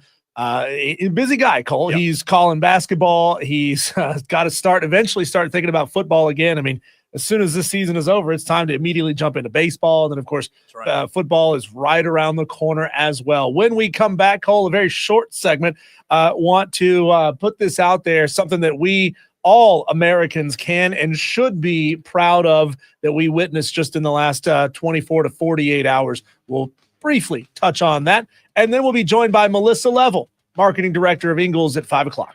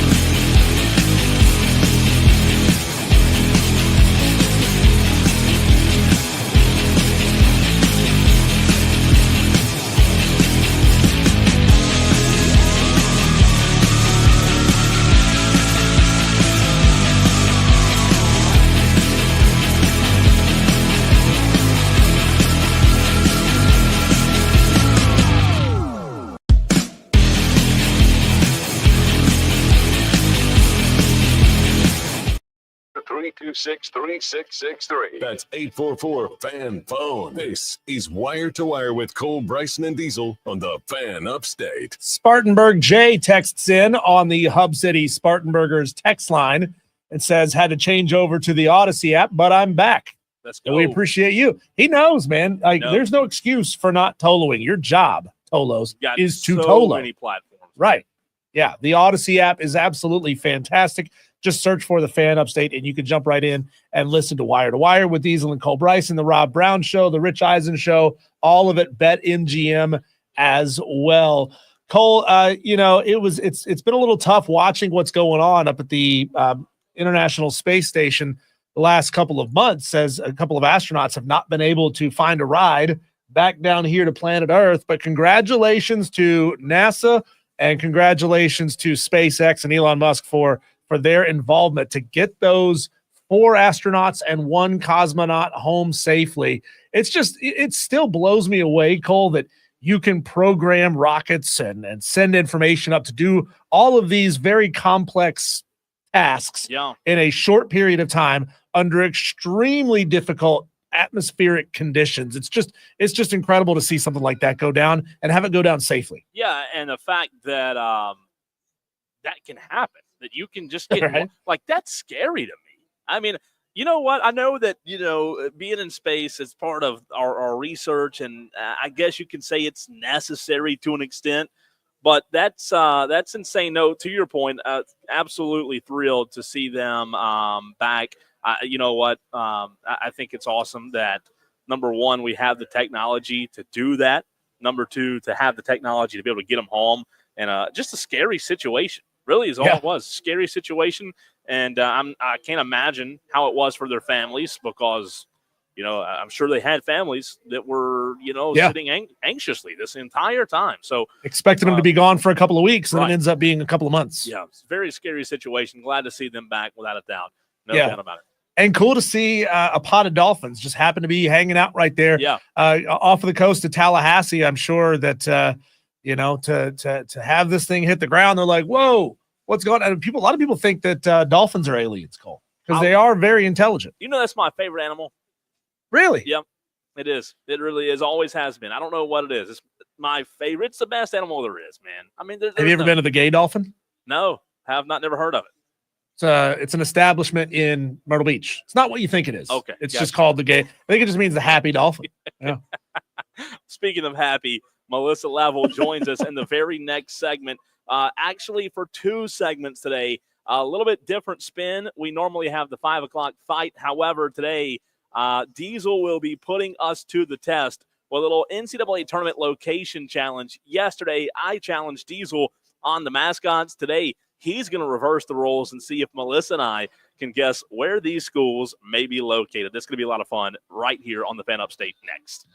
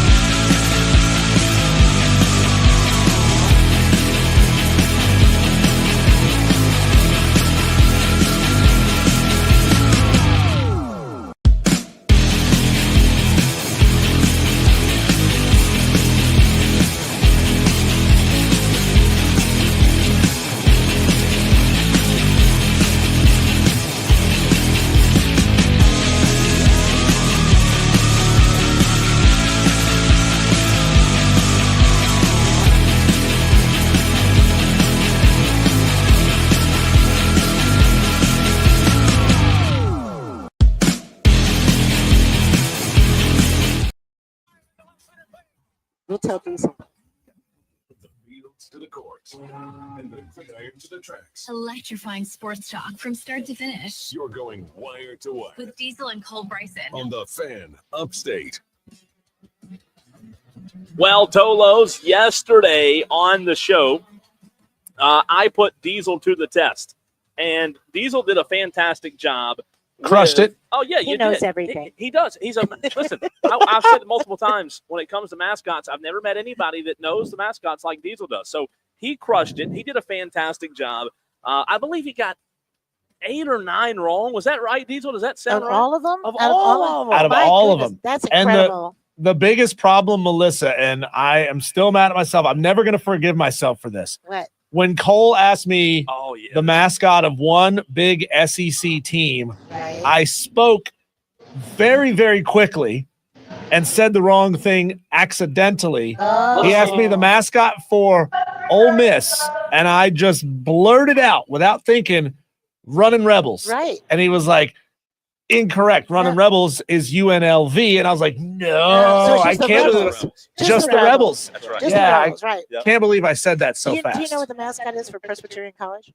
Oh, The Blue Hose. Yeah, that I'm trying to get you to say. Everybody. Blue Hose. Go Hose. Melissa Level from Eagles. I Number love 1, she's fantastic. Number 2, she is joining us right here on the Fan Upstate for not one segment, but for 2 segments. So goodness. we're having to pay her double today. Yeah, It's coming right. out of Jay Wilson's pocket, can't though, so afford it's it. all good. All good. Diesel, you are going to turn the tables today and reverse the roles. Melissa and I are going to try our best. We have 2 segments to do this, Yeah. to guess the locations. And Diesel, will you explain how you've got the point system to work? And can we like convene with each other? Okay, because we're like a team. Yeah. Yeah, You can good. team up a little bit. Okay, You can good. team up on this. Okay, That's good. okay. So there are 4 teams, 66 teams left Right. in the tournament right now. We're gonna go all 68 of these teams, but with each one of these teams, I need you guys to give me both the city and the state that these schools Cities are are in. You can hard. get up to 2 points per school. So if you only get one, right? Like just the Okay. state, You get 1 point. That's okay. Okay, all right, that's good. Yeah, you get 1 point. Okay. So I'll be content with states. if you get all 68 states right, you'd be doing a lot better than I would, because I don't know all 68 states on these teams. mascots were easier. I don't know. Are they though? We'll see. Like, do you really know the Mount St. Mary's mascot, Melissa? No. No, see. Mountaineers. Did you know it too? I didn't know either. They're the Mountaineers. I didn't know. I'd never heard of another Mountaineers. I knew App State and West Virginia. I didn't know of the Mount St. Mary's Mountaineers. I know So where they are though. where is that? Maryland.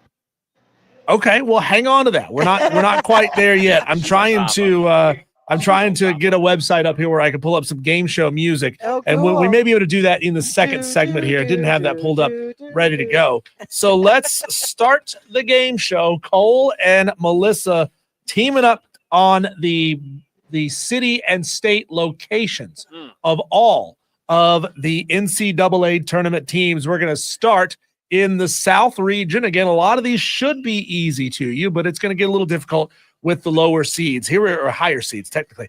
Let's go start now with the Duke Blue Devils.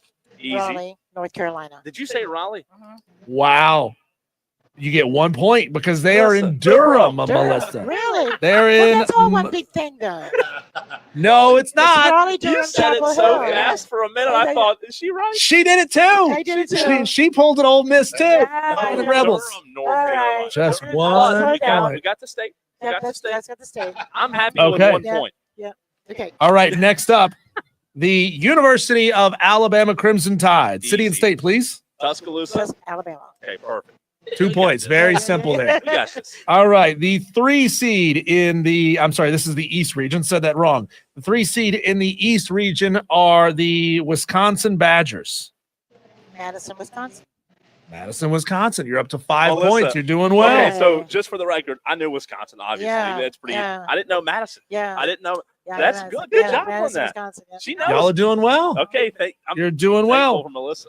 Let's move on to the 4 seed and the Arizona Wildcats. Ooh, where is Arizona Tempe. located? Does it start with it? I think is it Tempe, Arizona? Tempe. It might start with a T. And No, they're not in Tempe. The University of Arizona is in Tucson, Arizona. Well, So you get just right 1 with a T. point. It started with a T. Tucson, Did you Arizona. get anything for the letter? Oh, okay. So we get 1 point.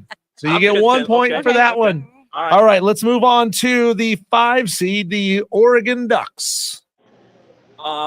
City and state, please. Is that Eugene? Oregon. Eugene, Oregon. Eugene? Is that right? I don't know. Eugene, Oregon. 2 points. All right. I'm gonna start asking you final answer because you may talk yourselves out We might. of the right answer here. The number 6 seed that Cole has making it all the way to the finals in his bracket. You could feel free to react to that, Melissa. But the BYU Cougars, where is BYU? Brigham Young.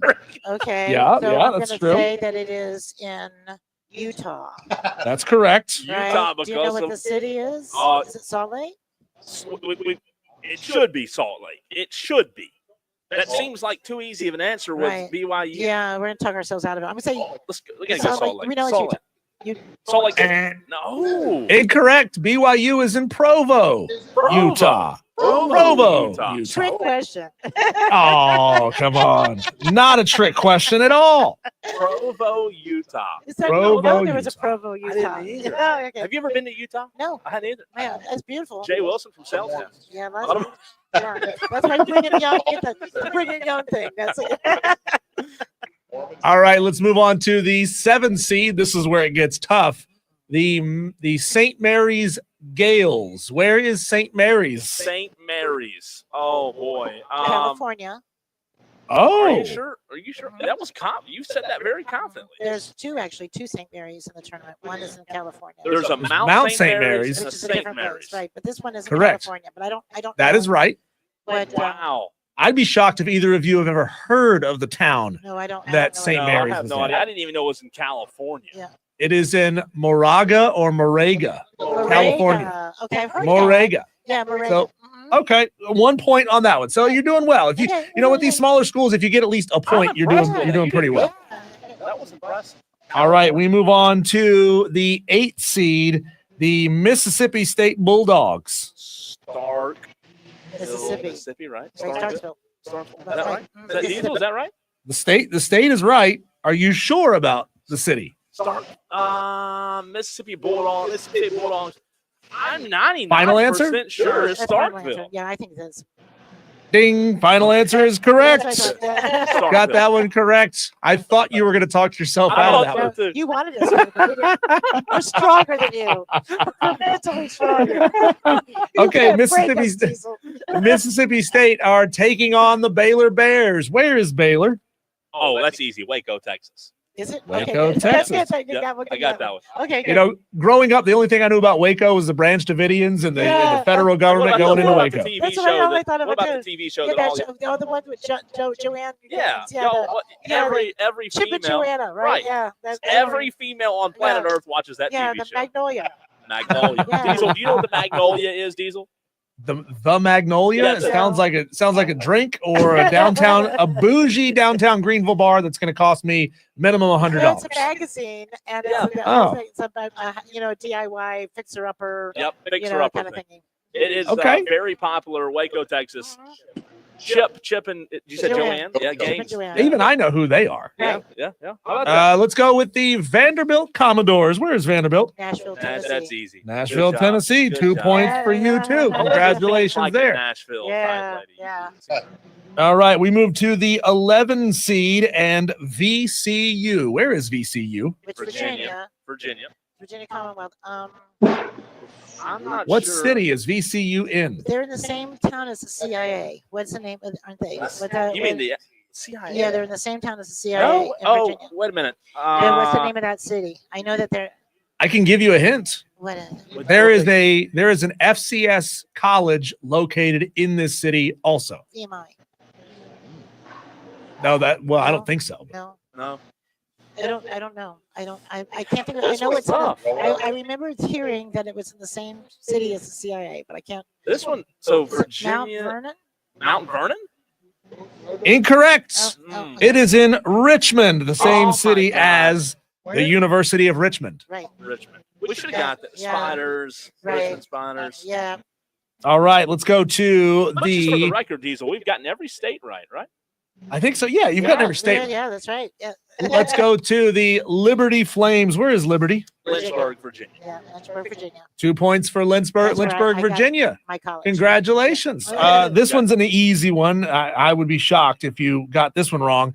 The 13 seed Akron Zips. Akron, Ohio, right? There you go. 2 points Easy. for Akron. Easy, yes. That was like a bonus bite. Oh. Now, I would know this one because I'm a nerd for FCS colleges, but Montana Grizzlies. Okay, the state's pretty obvious. It was definitely Yep. Montana. Definitely Montana. Yeah, that helps. City, I have no idea. city. Do I even Are there know any cities in Montana? Does Montana have cities? No, I know. No, wait a minute. Wait. Western Carolina played them. Okay, this year they were. Was it football?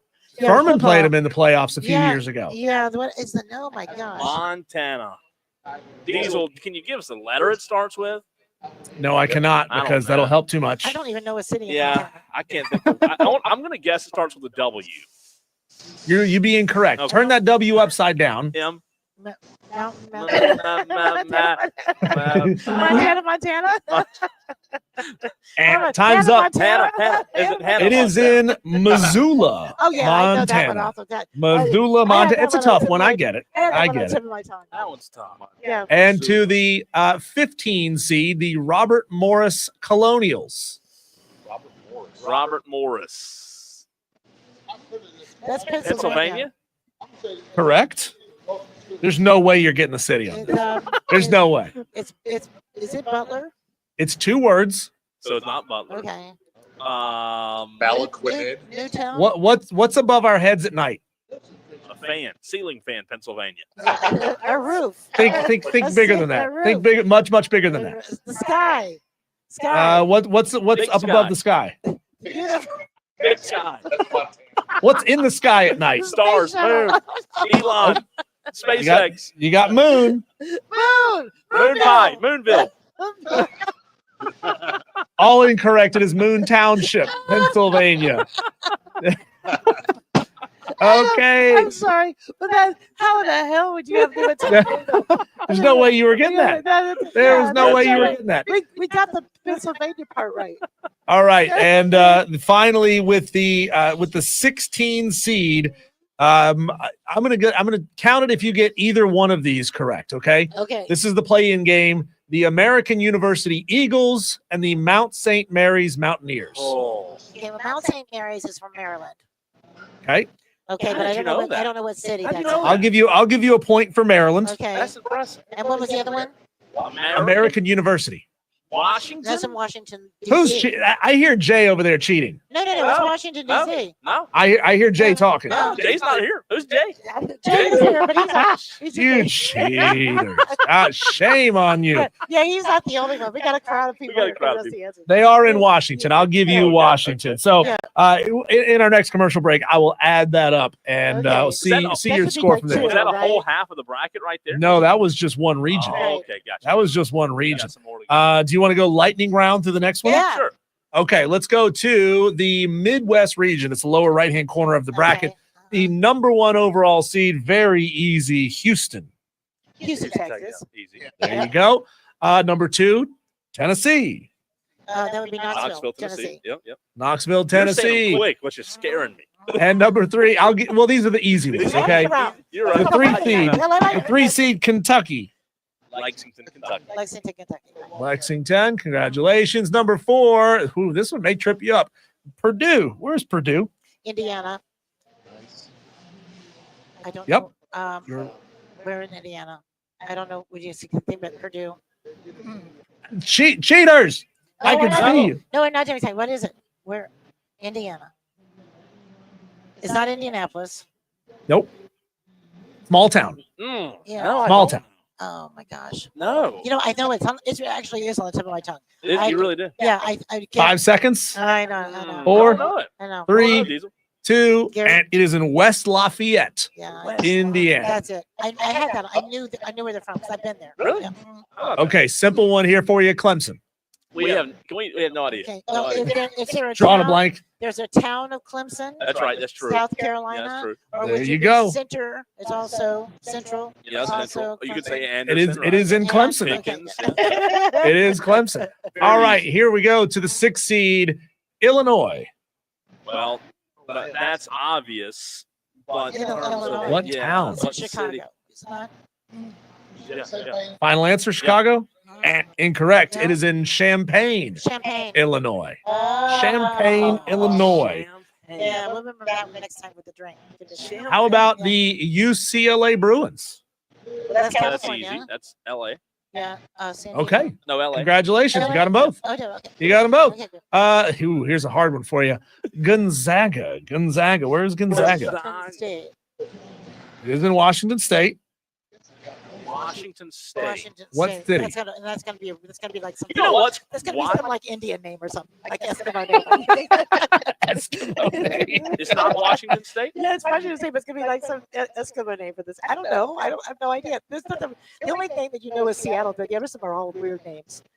It's in Spokane. Sorry, I guys. told you it was kind of a Spokane. It's in Spokane. No way. Yeah. Number 9 right, though. seed. We got the one right though. Yep. Number 9 seed. Where is the University of Georgia? Athens. Athens. Georgia. Very Athens. easy. Simple. Yep. Utah State. The state sounds pretty easy there, right? Utah. Yeah, you would think. I'm gonna Did say we guess Salt Lake City for the other one? He got yeah, that we wrong. did. Yeah, I Someone think- guessed there. yes, Salt Lake yeah, City. we're gonna take a guess at that. Salt Lake City, Utah. Also incorrect. It is in Logan, Utah. It's in Salt Lake City. It is in Logan, You Utah. Like anything in Salt Lake City. This one's simple for you. The University of Texas. Austin, Texas, easy. Yep. Okay, Austin, Texas. You got that one. You're doing well there. How about the Xavier Musketeers? Where is Xavier? Oh my. Oh, I know that much. No, Ohio? Did he say? Oh, yeah. No, I don't know. I have no clue. I'm gonna say I'm not gonna take the cheat. I don't know. Final answer? I don't know. Don't know? Xavier. Melissa, I don't know. I'm not gonna lie. I don't know either. I'm You not can gonna guess. Lie. This is a game. You can't lie in a game. No, I don't know either. There's no We're cheating in clueless, basketball. Diesel. Well, you're going to get 0 points because, There's no crying in basketball. well, what's your answer here? Ohio's my only guess. It is in Ohio, so I'll give you the point for Yeah, Ohio. That's bad. Right But there. it is in Cincinnati, Ohio. Cincinnati. Okay. All right. All right. How about the opponent that Clemson will face, the McNeese Cowboys? McNeese Cowboys, weren't we just talking about this? McNeese? Evan, weren't we just talking No. about McNeese? No, we were just talking about that. No? Yeah. Tennessee. No, not Tennessee. Tennessee is where I thought McNeese. I think Tennessee. No, it's not in Tennessee. No. No. Mississippi. 5 seconds. I don't know. 4, I'm guessing. 3, Just a guess. 2, God, I forgot. 1. 0 points. McNeese State is in Lake Charles, Louisiana. Oh, Never would Louisiana. have got that one. Oh, Never man. would have got that one. Lake Never Charles. would have got that one. Yeah. Okay, let's go to the 13 seed. The 13 seed are the High Point Panthers. That would be North Carolina. Yep. And High Point, North Carolina. There you go. Very simple. It's right there in the name. Right. How about the Troy Trojans? Where are the Troy Trojans? Troy. Alabama. Alabama. Alabama. Troy, Alabama. No. Final answer? Yes. No. Yeah. Troy, Alabama. Yeah. Troy, Alabama. It is in Alabama. Congratulations. It is in Troy, Alabama. You got that one right. That was a guess. You're absolutely not going to get this one right. Okay. Wofford. Wofford. Oh, yeah. Wofford. Wofford. I don't know Let's where. think. Where'd that be? Spartanburg, South Carolina. baby. I like it. Rack your brains on Spartanburg. South Carolina. How about the 16 seed, the SIU Edwardsville Cougars? SIU Edwardsville. SIU probably stands. South Indiana or South Illinois, right? Ooh. South. Ooh, 50-50 shot. Could be Idaho either. I think it's. I'm going to go ahead with Indiana. Indiana. Mhm. Diesel. It is incorrect. It is in Illinois. No, that's Oh, close. close.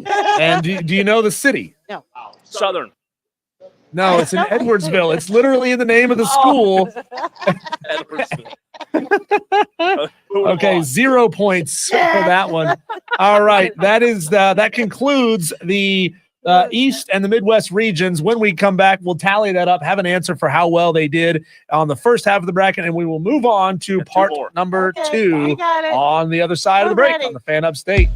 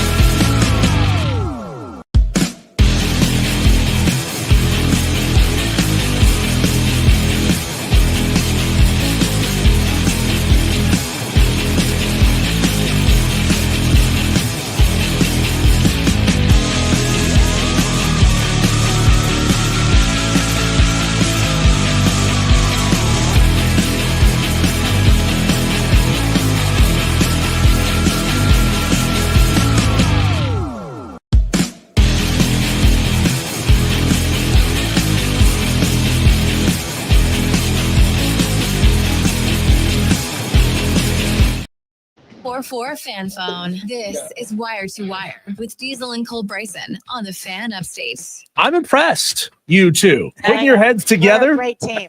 out of a possible total 68 points in the city and state challenge. The city part is hard. I give you that. Yeah. You two combined scored a 51 out of 68, which is good for 75%. Congratulations. Right. A solid C. C's get degrees, as they say. Degrees. Oh, there you go. I remember that. So we go on to the second half of the challenge. The goal here is for Cole and Melissa Level together on location at Ingalls Markets. They're in what did you say the name of the area is called? Because it's not an actual town, Cole. Yeah, so it's Bowling Springs address, but people here call it the Springfield location. Inman. The Springfield location. Because Inman doesn't have an Ingalls That's like in right. the city. But if Right. you get on this road and go a couple Right. of miles, you're in Inman. It's actually in the upstate South Carolina. Yeah, that's right. And that's 2 points, Diesel, by the way. 2 There points. you go. 2 points. We move on to the second half of the bracket, and we'll see how well that Cole and Melissa together can get the cities and states correct of all of the NCAA tournament teams. We now got some game show music for the second half of the challenge.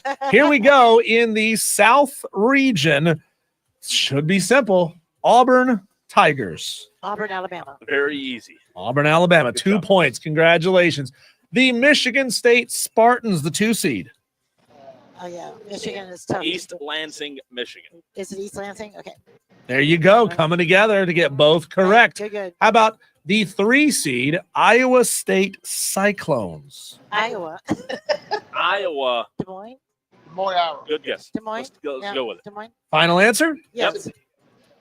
It is in Ames, Iowa. Iowa State is in I would never even know Ames, that existed. Iowa. It's Iowa. Yeah, before you pull the trigger, you got to Ames, Iowa. Here we go with the 4 seed, the Aggies of Texas A&M. College Station, Texas. Yes, that's right. College Station, Texas, 2 points. Very good. How about Michigan Wolverines? Where are they located? Michigan.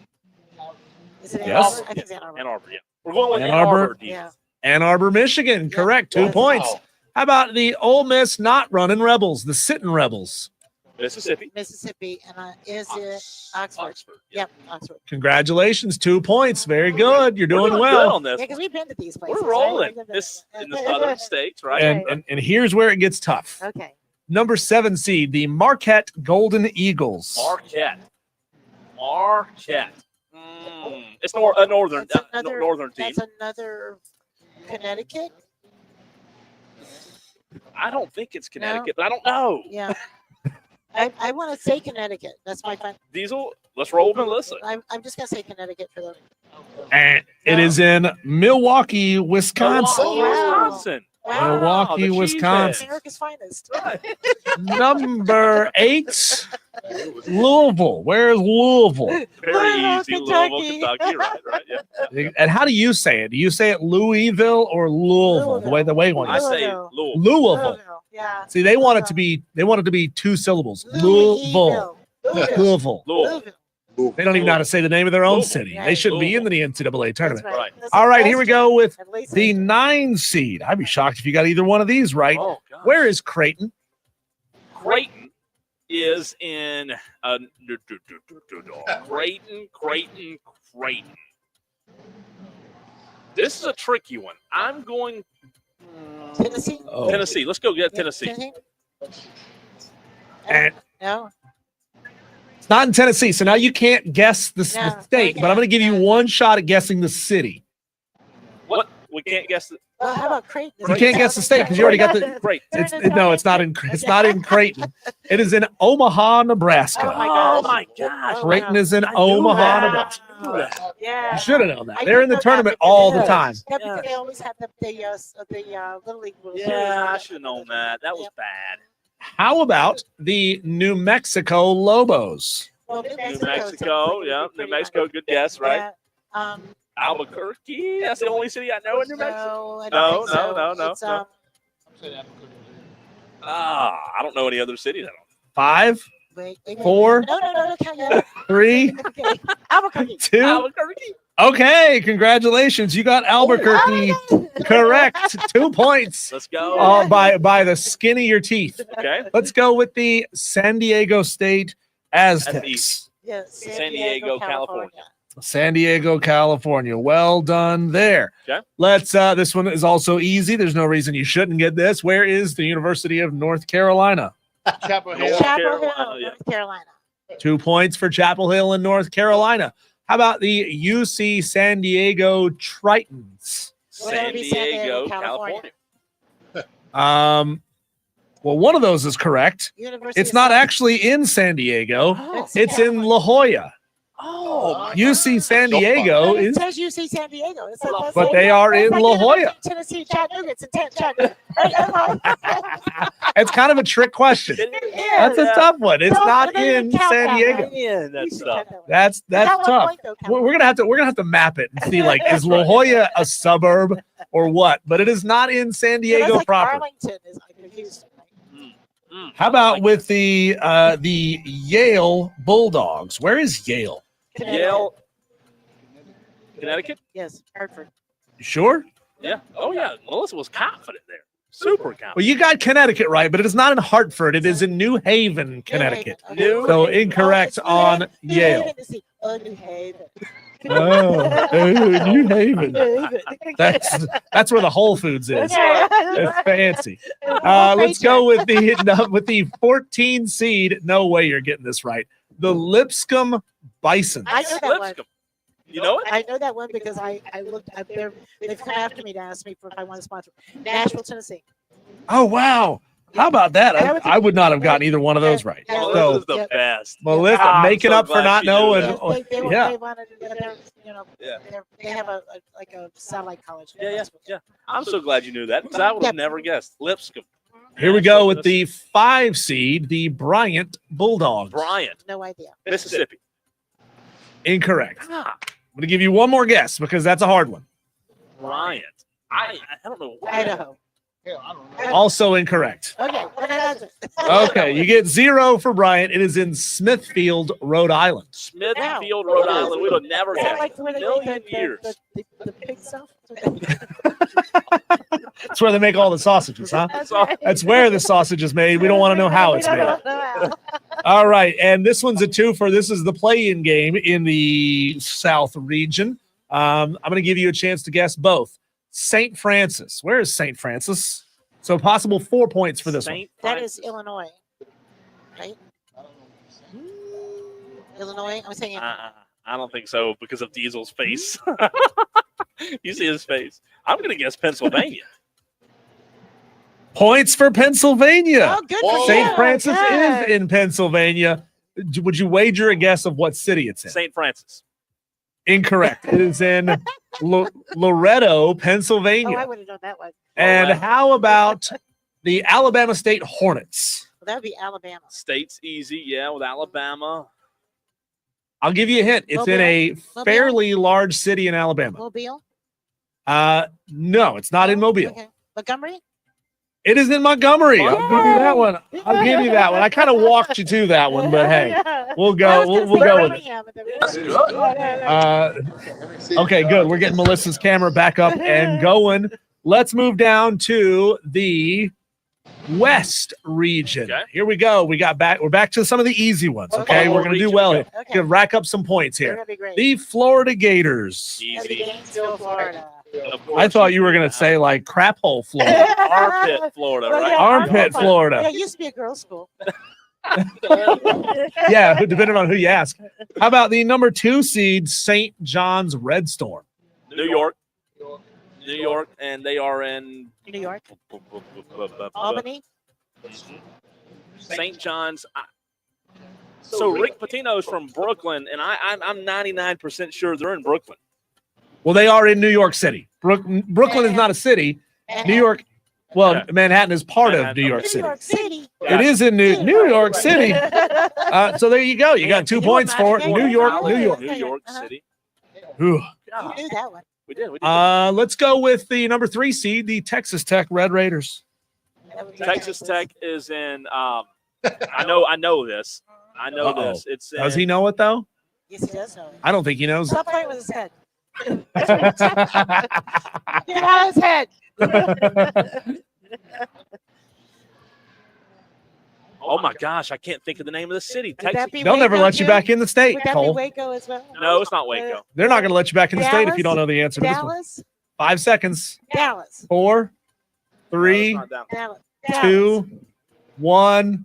Cole, you're going to kick yourself for not knowing that it is in Lubbock, Texas. I knew that. It is in Lubbock, Texas. Lubbock, Texas. Okay. Off the phone. I knew Here we it go. was. Oh, gosh. Lubbock, All Texas. right. The 4 seed Maryland Terrapins. Easy, right? We know the state. Maryland, Yep. I was going to say Baltimore. Baltimore, Maryland. Incorrect. It's in College Park, Maryland. Maryland. College Park, Maryland. College Park. Well, it's college, so they made him. If they were still in the college. ACC, you would have known I that, would Cole. know. Yeah. This one, very easy. Memphis. Memphis, Tennessee.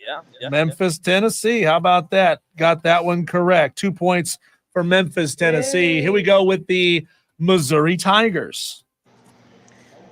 Columbia, Missouri. Columbia, Missouri. 2 points.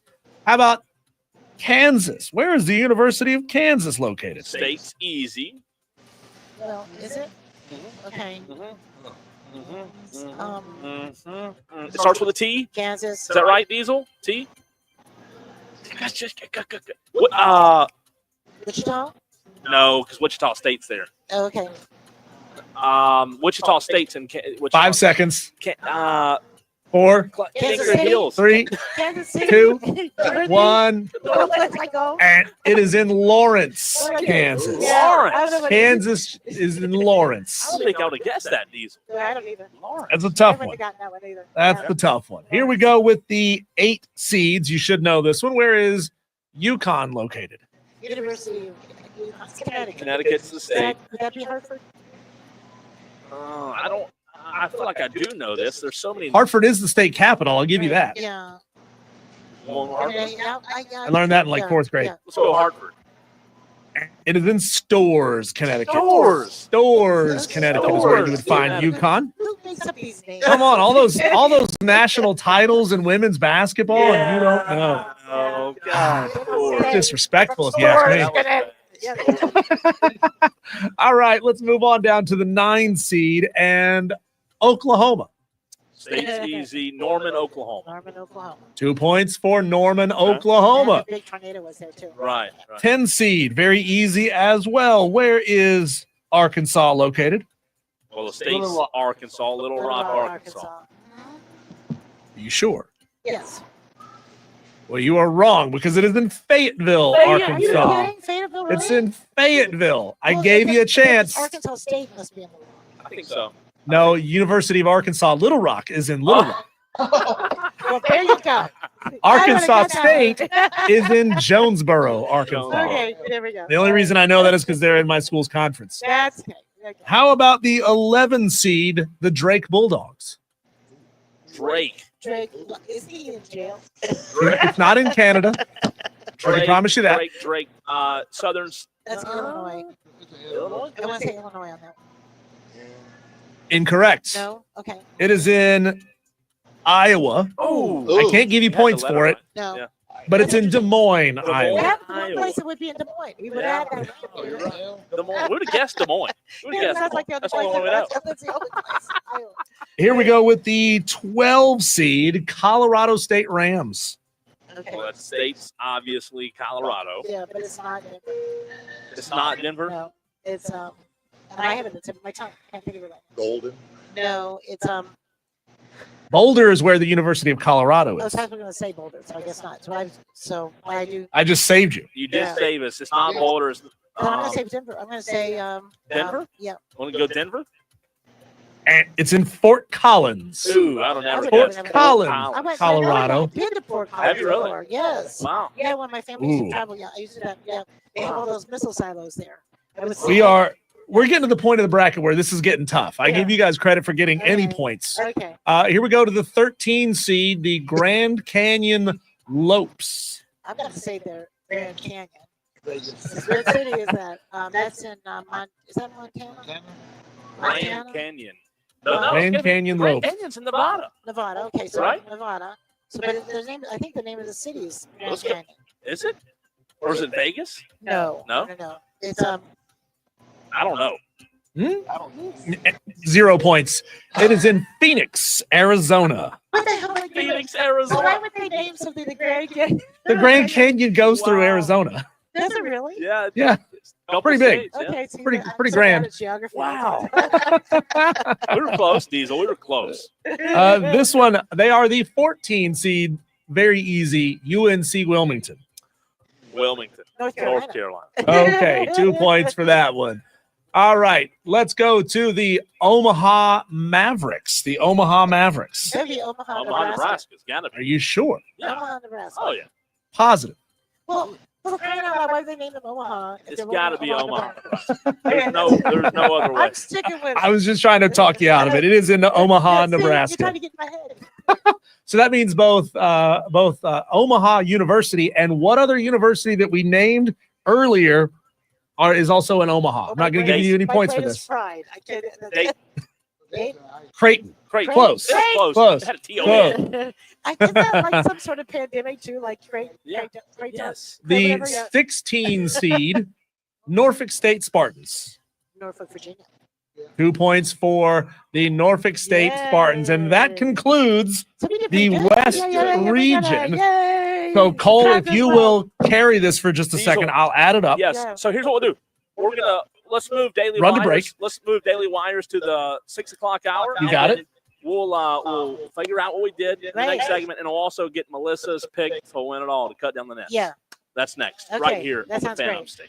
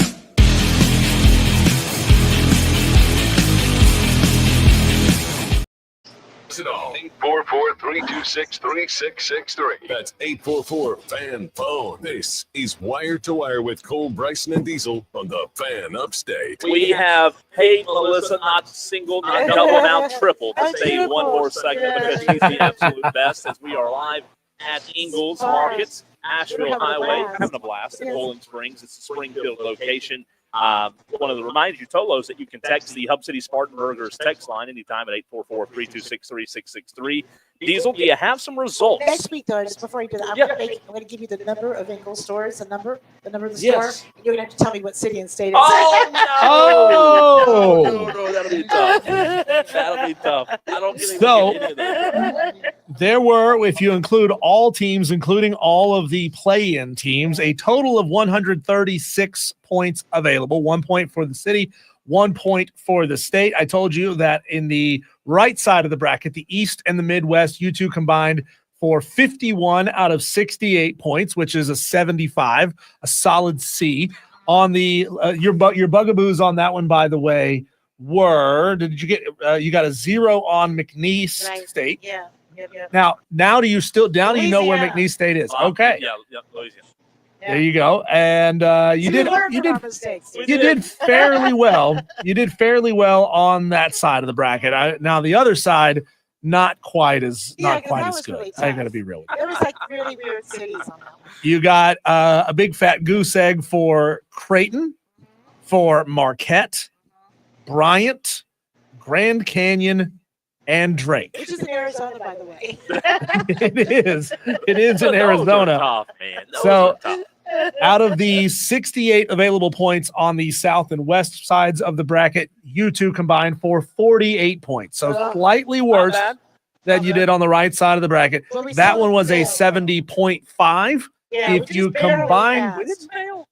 combine all of them, you had 99 out of 136 points for a 72. We'll take it. We passed. That's not bad. That's graduate. They don't ask you what your grades were. City State. That's hard. That's hard. We passed. We got the diploma. We passed. Now I want to know, what does Melissa Level's bracket look like? I think it's got a lot of SEC teams in it. Okay. I think I like that. Auburn looks really good. Tennessee looks really good. Yeah. I actually think Tennessee could win a lot of it, but you can't really take out a Duke. No. Okay. But Auburn. You like Auburn? I like Auburn. Yeah, I like Auburn to take it, but I'm just gonna take a wild guess. I'm gonna go with Lipscomb. Lipscomb. I told Melissa during the break, don't bet any money on that. I'm gonna go with Lipscomb. Don't bet any money. I knew where that was. I got the full 2 points for that one. Lipscomb. How about that? Yeah, no, but I think Auburn. No, I'm gonna go with Auburn with one, and I'm gonna go with UCLA for the women. I hate that they're going to beat South Carolina. I have UCLA beating South Carolina in the national championship. Yeah, that's what I think. That's what's going to. They're going to come up to the good. There's going to be UConn and Texas. Yeah, and other two, but I think UCLA. They have so many superstars. They really do. South Carolina's good, but they're young. Yeah. Yeah, but they have such a good history and such good coaching. They do. You can't count them out. You can't ever count them out. And they really breezed through the SEC tournament. They did. The crowds. Yeah. Oh my gosh. Yeah. I hate to say it, but I think that. Yeah, I'm with you. That's a good pick. Texter says, shout out from Clinton Melissa. He says, go Hoes. Another texter says, I thought there were just 50 states, not 68. That's right. Another texter says, I'm yelling at the radio. These two are killing me. I'm better than I thought, says Buckeye Mike. And finally, texter says, come on over here, buddy. Texter says, who doesn't know where the Grand Canyon is? We knew where it was. I didn't. You guessed Montana. No, I said Nevada. Las Vegas, Nevada is what I said. It goes across multiple states, right? Yeah, I knew it was in Nevada. I've been to the Grand Canyon. I knew where it was. I've been one time. And then finally, you like Auburn. I like that. Will you give us an update? We were talking during the break. We have a lot of Tolos in Bowling Springs. One of the Ingalls stores, you can't reveal too much, but you can reveal that the Ingalls Markets, it's my Ingalls Markets on Highway 9, Bowling Springs, the one closer to the lake. It's two. That's right. There's two.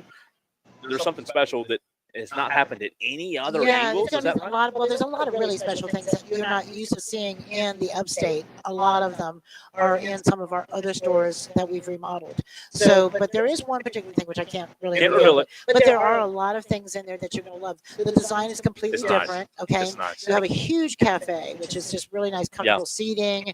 I designed the pictures that go on the wall in that cafe. No way. With all that, so it's we have really the Starbucks is twice the size. Wow. And it has the actual cold draft, not like beer, but the draft, the coffee bar. Yeah. With the cold brew. No way. That's awesome. Now, the yourself one thing that you can't reveal, you said that no other Ingles anywhere has it. Is that right? That's right. So that's pretty big. That'll be the first time. That is awesome. Right. Yeah. I can't. But I mean, it's just absolutely going to be gorgeous. I mean, all of our stores are stacked with so many wonderful things. Sure. We're still going to have that huge international section. Sure. Beautiful. But the wonderful thing about our remodeled stores is the ease of going through them. Yeah. The shopping, the pattern of the stores, absolutely fabulous. And for those that are dealing with the construction, it's just part of it. I mean, don't let it scare you away. It's making the store better. It's going to make it absolutely wonderful and very easy for you to get through and shop and you'll love it. And it's, people say, well, you can't make things much bigger. We're not making it bigger. We're just making it better. Sure. And we're adding some things like all of your deli bakery on one side. And all, so instead of having to go across the way, this way, that way, incredible salad bar, wing bar, olive bar. And for those dealing with the construction, just be patient. I go in that one all the time, almost every day. The other day I came home with 2 gallons of paint and paintbrush. Didn't know Ingles sells that, but in the construction area, I picked it up, took it. They wouldn't let me scan it at the register for some reason. I'm kidding. I'm kidding. I didn't go home with it, but I love that Ingles. It's a good one. It's a good. It really is. I bet it was Dallas Cowboy Blue. How'd you know? Yeah. Well, Diesel and I both have Florida. Yeah. Cutting down the nets, They right? really do. They could do it. I think SEC has the powers this time. They're the Good powerhouses. teams. You got really good teams. That's what. And again, Diesel and I talked about. We don't know. That's what makes this thing so fun. You know? And Thursday's always the day where things could change completely, Craziness. right? I mean, always when you have your 16 playing your 1, your 15 playing your 2, and you turn on the radio afterwards and you're going to work and what? Yeah. Virginia got beat again? Like in this freaking, so you never know what's going to happen in those games because you always have to have a Cinderella. Sure. And I think that. But I think this year your Cinderella is still going to be someone that's a Pretty good. powerhouse team. Yeah. Okay. Yeah. I do. I like that. Well, we appreciate you as always. We got to run to a appreciate you break. Diesel's too. going to send us And we off. miss but you, Diesel, when you come back. You'll see. We'll Diesel see next it time. very That's right. soon. That's right. And because the Tolos never forget Cole and Melissa, we need to find out if that particular Ingles, the bakery, has Boston cream pies because Cole has never had one. And Tolos remember that Cole said he's never had one, so he's got to try it live on the air. I'm going to walk over there and get you one right now. I can't believe I don't know. They're delicious. Really? Yes. We'll do a live taste test on the other side of the break and get to the question that I teased with Don Munson earlier in the show. Real spring games on the horizon. What's the chances it happens everywhere? We'll talk about it next.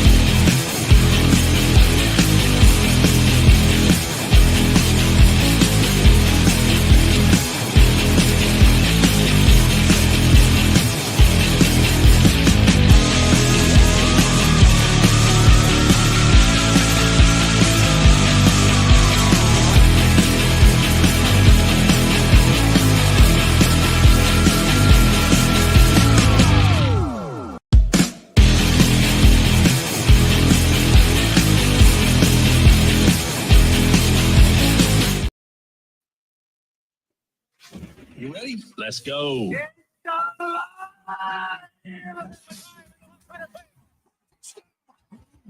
From the fields to the courts and the gridiron to the tracks. Electrifying sports talk from start to finish. You're going wire to wire With Diesel and Cole Bryson. on the Fan Upstate. You know how I know that our show, Cole, is listened to by millions of people across this country, especially higher ups, muckety mucks, big wigs, and movers and shakers? It's because an idea that I've been pitching on this show for like 3 years is finally catching some traction. And all it takes is the right person, the loudest voice, to step up and say, hey, we should do this really simple thing. And now everybody's like, oh, you know what? That is a pretty good idea. Maybe we should do that. Here is Deion Sanders, head coach of the Colorado Buffaloes, with his new idea for what he wants to do with Colorado's spring game. Spring game will be televised. ESPN2 will broadcast spring game on the 19th. We got to sell this thing out and pack this thing because the way the trend is going, you never know if this is going to be the last spring game. I don't believe in that. I don't really want to condone that. I would like to play the spring. Actually, I like to play against another team in the spring. That's what I'm trying to do right now, to have it competitive. Playing against your own guys kind of get monotonous, and you really can't tell the level of your guys because, you know, it's the same old. Everybody kind of know each other towards the end. I would like to style it like the pros. I would like to practice against someone for a few days, then you have the spring game. And I think the public will be satisfied with that tremendously. I think it's a tremendous idea. Yeah, I've told those personnel who should understand that it's a tremendous idea. Football game will be. Oh, sorry about that. Started over. Football, unfortunately, Cole, has become such a bandwagon sport in that when someone comes up with a harebrained idea, good or bad, everybody seems to jump on and do the same thing. It all started with the very first conference championship game. It was an unheard of thing to have a conference championship game. And then people realized, oh, we can make a lot of money off of a conference championship game. So then everybody started doing conference championship games.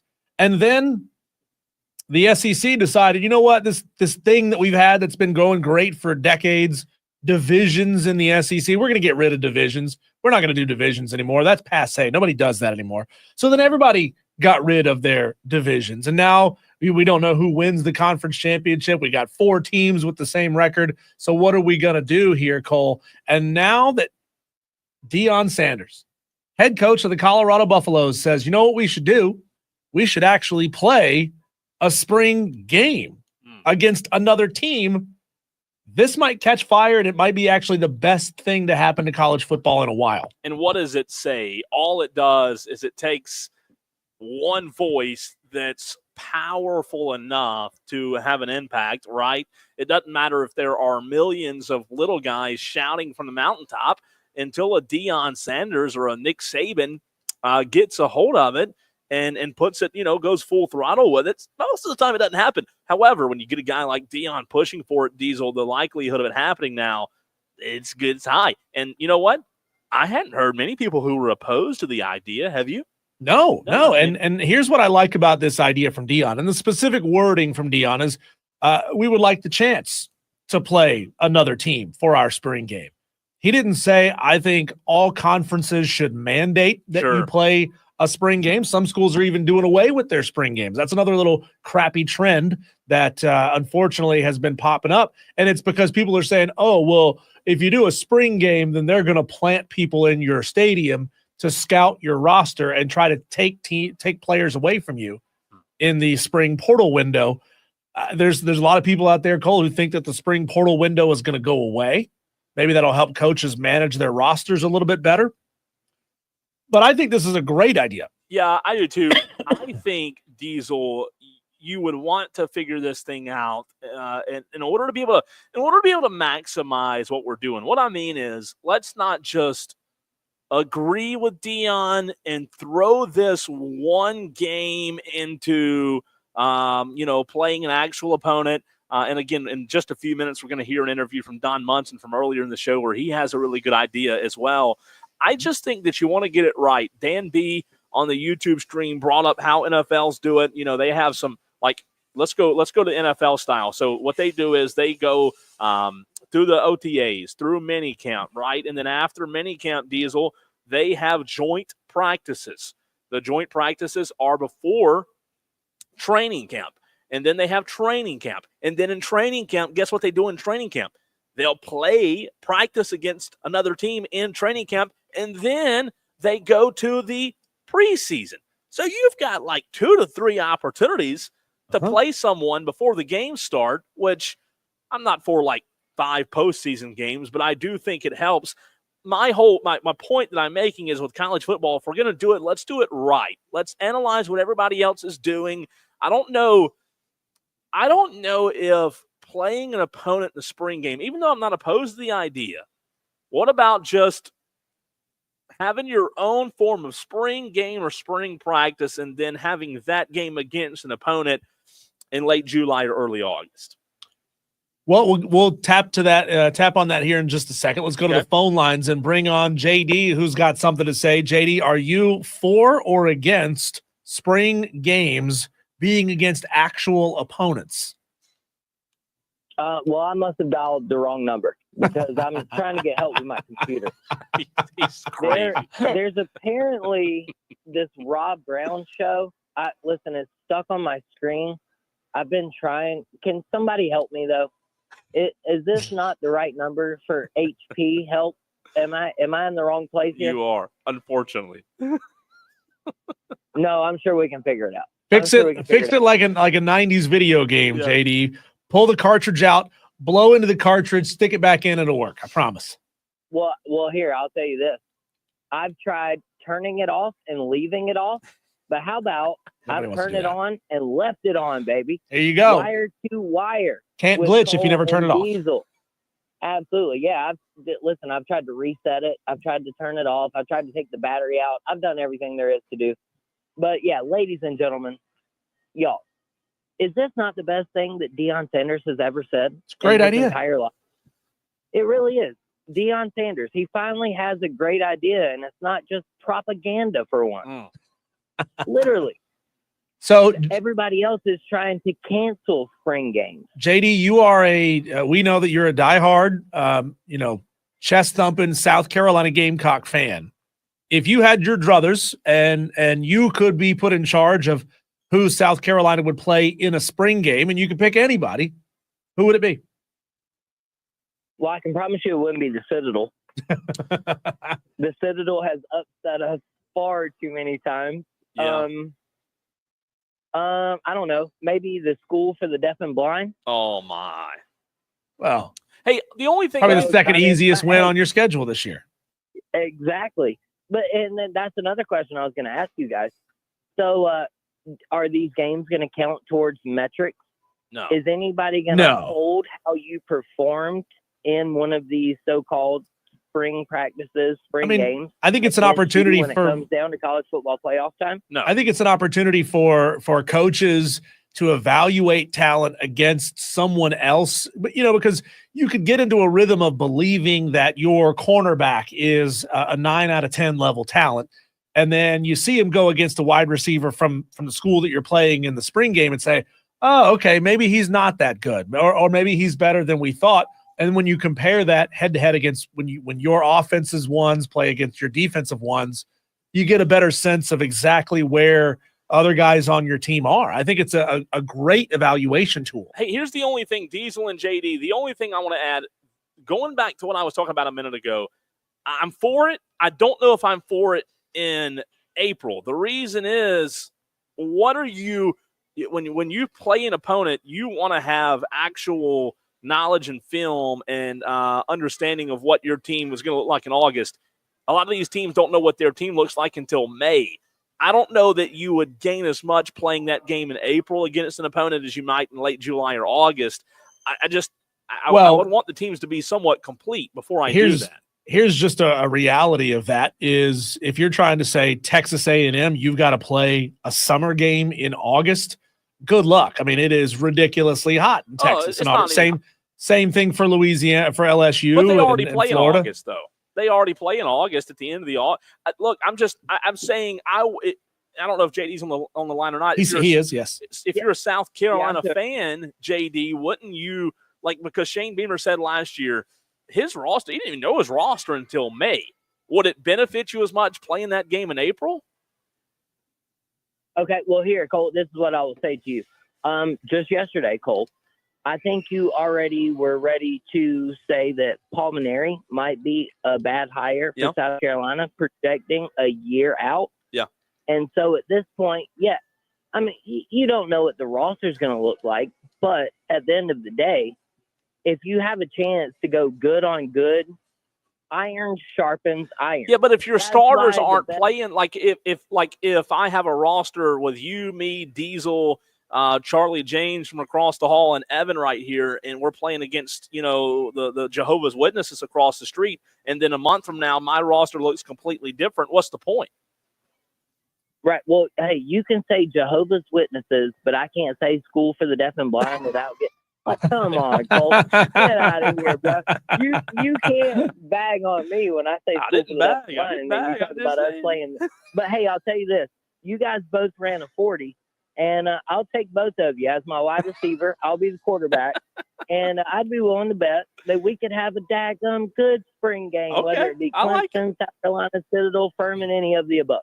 Appreciate the phone call, JD. Thanks, JD. Now, Dan B brings up an interesting point. He says, I don't know about practice for a few days. NFL does it all the time, and fights break out They do. all the time. I mean, that is on a coaching staff to maintain discipline amongst his own team. And fights in college camps break out all the time too. Yeah. So I don't think there's any more increased risk of fights breaking out when you're practicing against another team versus when you're practicing against your own team. I mean, I think it's kind of a more of a relaxed fit way to get your team and your players and get film on them going against the goods from another team. And no part of this says that it's mandated. So if you want to opt out of it, you can opt out of it. It's not a problem. If Clemson decides, guess what, we don't want to do this, I think it's foolish from a money-making standpoint. And let's all talk about the fact that all these schools are going to have to figure out a way to make up a $20.5 million financial deficit now that they're going to have to pay their players or share that revenue. They got to start coming up with new ways to make money, Cole. And think about this.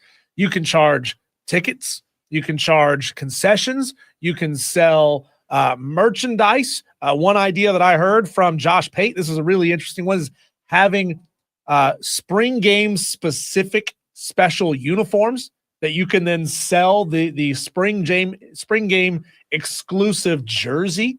And you can sponsor that out the wazoo. You could sponsor the field. You can sell the rights to put it on TV. This is a money-making vehicle for these schools, especially when networks like ESPN don't have a lot of live sports programming immediately after March Madness. I think that's the time to do it, Cole. You do it a week or 2 weeks after the national championship game in college basketball, and then boom, you're dominating a big chunk of the sports calendar again that you otherwise were not present in at all. Yeah, and I think most spring games are around that time, so it would work in terms of timing and when they're played. It's just it's interesting. Again, I think I'm for it. I just think my philosophy is let's get it right. Let's make sure. I would like to hear from coaches on if it would be more beneficial in April or would it be more beneficial in May or the end of May. I don't know. Look, it would be tough because you do have other sports that you'd interfere with at some point throughout the summer. But I love it. I love the concept of it. Again, I just want to make sure that it's done to the best of their ability, because I don't know that the NFL has it right. I don't know. I mean, it's a good thing to question, I guess. Ask the NFL how much it bothers them that they are stepping on other sports' toes. Well, the NFL is king. The NFL is king. Yeah. Exactly. So I think this is a great idea. I mean, if you wanted to set it up so that, let's just say for the example of South Carolina, I mean, think about it. You could go play USC in a spring game for the right to be the real USC for a year. You could schedule, an opponent that you've never played before. You could keep it in state if you wanted to and schedule an FCS school. All you need to do is find a dance partner who's willing to send their team to you for a week so that you guys can have your joint practices and then you play against each other in the spring game. And Cole, here's a good idea, a good way to make it affordable for fans who otherwise say, you know what, dropping 50, 60, 75 bucks a ticket in the fall isn't for me. Charge $10 at the gate to get in, first come, first served. When it's sold out, it's sold out. Yeah, and I don't know. I'm trying to think now. Spring games, I believe, for the most part, are free, right? I don't know if anybody. You're probably charges. Right. But this is a valuable thing. Yeah, people would want to watch this. No, you couldn't have another opponent there and make it free. I don't think. Sure. The moment another opponent steps on the field, I think you do have to charge for it. I'm with you there. It'd be interesting. Look, again, I like it. I'm for it. I want to make sure it's done right. Injuries, they're going to happen. I don't like the more than one day thing in college. Like, I would want a game in my mind. I'd want a game, leave, done. The days like the NFL does, I don't know that I want that at the college level. But you know what? How does NIL factor into all this, right? Here's one thing we haven't talked about. Pay them a little more. You got to pay them. You got to pay them. All right. I don't know. That's an interesting point to think about in terms of how it would factor into that game or day or days or whatever it turns out to be. But it'd be a lot of fun. I'm for it. I just think it needs to be ironed out a little bit. But Don Munson had a really good comment when talking about this, and that's what we're going to do. We're going to run to a break, and on the other side, you will hear an interview that we had from earlier in the show with Don Munson, the director of broadcasting, who does a fantastic job for Clemson. You hear him all over the place, and you'll hear him right here on the Fan Upstate next.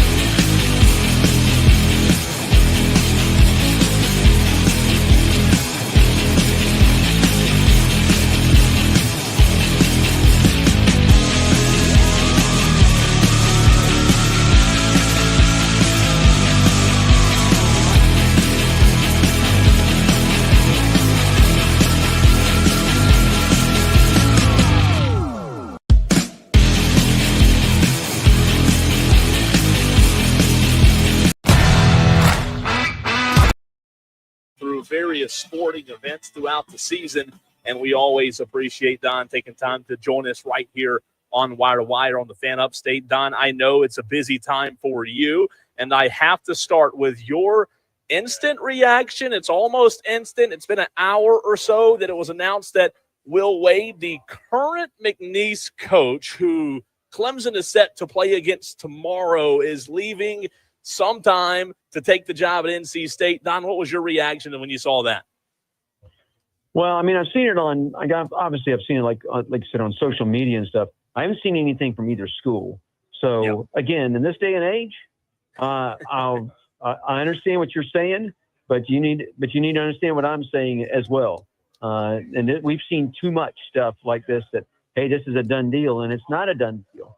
So let's just cool your jets a little bit. When it's officially announced, then we can talk about it. Is it going to have some effect tomorrow? Yes, it possibly could. Absolutely, it could, because it'll have certainly all those guys with with McNeese wondering what's going on with it. But knowing Will, and I actually talked to him today. Matter of fact, I talked to him for about 5-7 minutes today, just off to the side after they came off the court practice and stuff. But knowing him, he's very upfront with his guys. He expects his guys to be very upfront with him. So he'll get it handled one way or the other. Don, I've always been fascinated with the process of prepping for a big-time broadcast like that. Do you get access to opposing coaches? I understand that a lot of people may look at that like a conflict of interest, or do you get kind of the same press release materials, the same basic interview questions that everyone gets that you can use for prep during your broadcasts?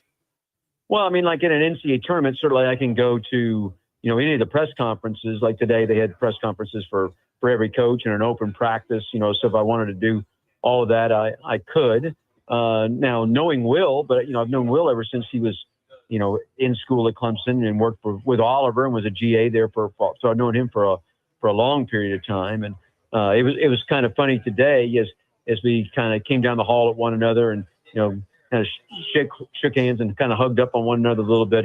He actually leaned into my ear. He says, I still listen to you every Saturday, during the football season. So that was a little funny. So you get when you have a relationship with somebody, obviously you get more access. Vernon Hamilton, for instance, is an assistant that's on Will's staff. So I got to talk with Vernon as well. I stay away from asking them particulars about their team. What do you think about this? What do you think about that? Because that's just not right. That's not a friend handles. That's not a way a friend handles a friend. And so you keep things on that kind of relationship. Don't try to dig in too deep. Don, it's fascinating when you look at this matchup. Clemson, obviously, with a little bit of an injury coming into the postseason. Do you look at this matchup overall from a big picture point of view? McNeese versus Clemson. We hear a lot about 5s and 12s, throughout the course of the tournaments and how other seeding matchups, are likely to produce an upset. Do you look at this as a possible upset or a possible tight game going in for the Tigers? Well, I think anything's possible in any NCAA game. I mean, we've now seen twice where a 16's been upset by a 1. It used to be you would never think about that, but guess what, boys? It's happened. So every game I expect in the NCAA tournament to be tight. I don't think that when I go, when I'm going into a Clemson game, you only have to win by 1. You don't have to win by 20. That the idea is to survive and advance, and that's exactly what you have to do in the NCAA tournament. Don, I want to stick right there on that word tight. Clemson, visibly hampered by Dylan Hunter's absence over the last game and a half. Dylan didn't score a lot of points, but he's clearly a facilitator that kind of makes things move the right way.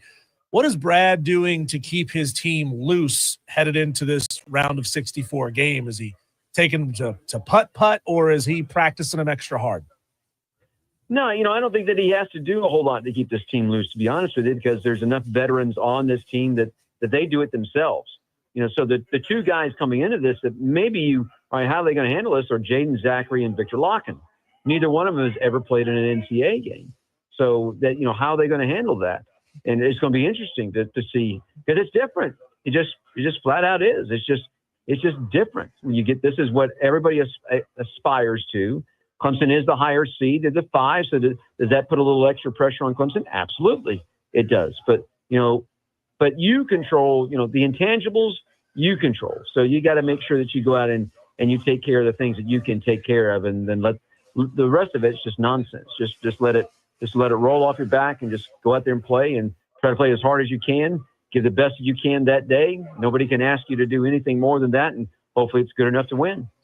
Don, you've seen this team, as we're joined by Don Munson right here on the Fan Upstate, as much as anyone. What do you think the X factor is when you talk about Clemson having a legitimate shot at not winning one game, but, putting together a special run in the postseason like they did last year? What do you look at if you had to just find one X factor that you think Clemson could use to cause trouble when it comes to opposing teams? What do you think that X factor would be?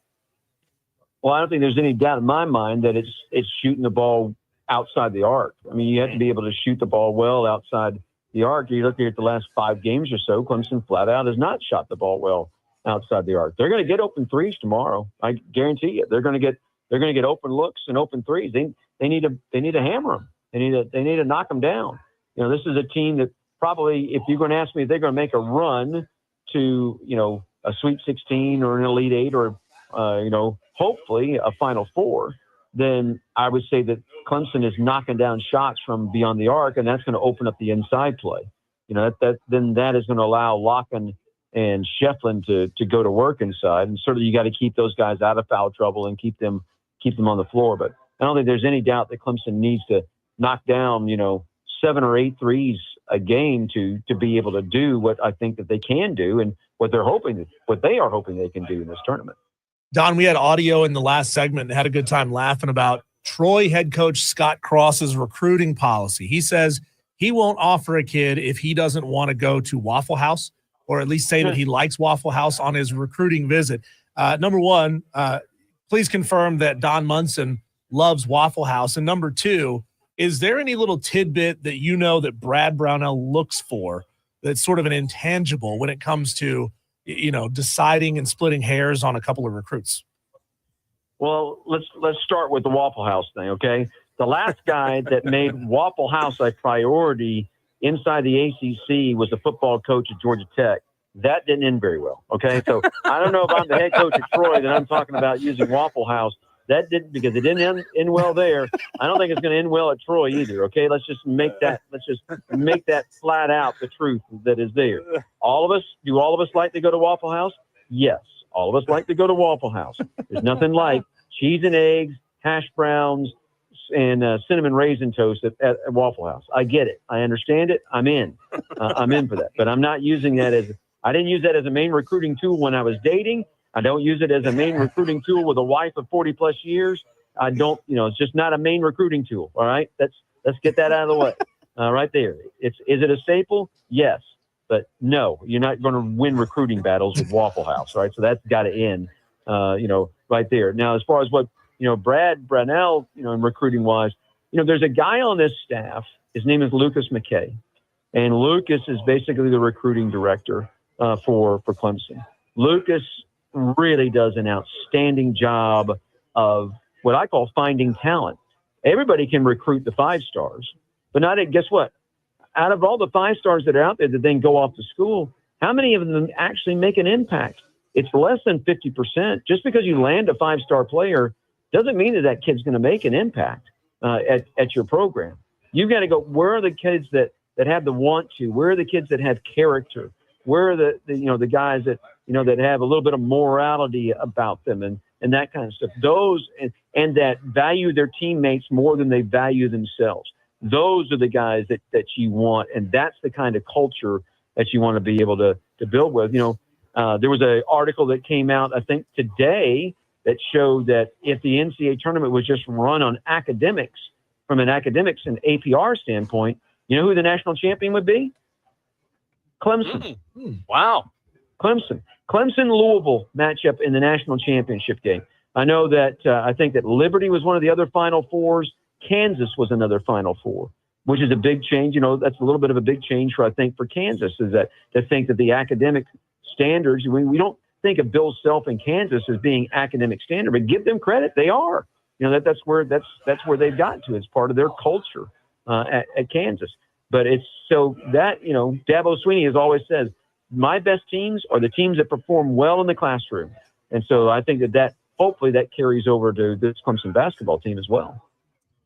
Hey, Don, I don't know if this has been reported by the school yet or not, but wanted to get your opinion on a report from John Rothstein earlier today that said Clemson is working to finalize a new 6-year contract for Brad Brownell. Obviously led Clemson to the Elite Eight last season. If this pans out to be true, what does this say about the direction of the program that Clemson is heading in with Brad Brownell, who Clemson has been loyal to, also Brad Brownell loyal to Clemson. It seems like this relationship might be going for at least 6 more years. Yeah, Brad today in his meeting with the media here confirmed that yes, that he and Graham Neff have been working on extending a deal. I don't know that all the T's are crossed, and I don't know that all the I's are dotted, but it seems to be coming our way. I think it's a great thing. Brad loves being at Clemson. There was all this chatter about him possibly being involved with Indiana. Obviously, that came to a halt yesterday with their hiring of the West Virginia head basketball coach. But I think he likes it here. His wife likes it here. The kids live in the state of South Carolina. They're both off to successful starts in their careers inside the state. There's a lot to like.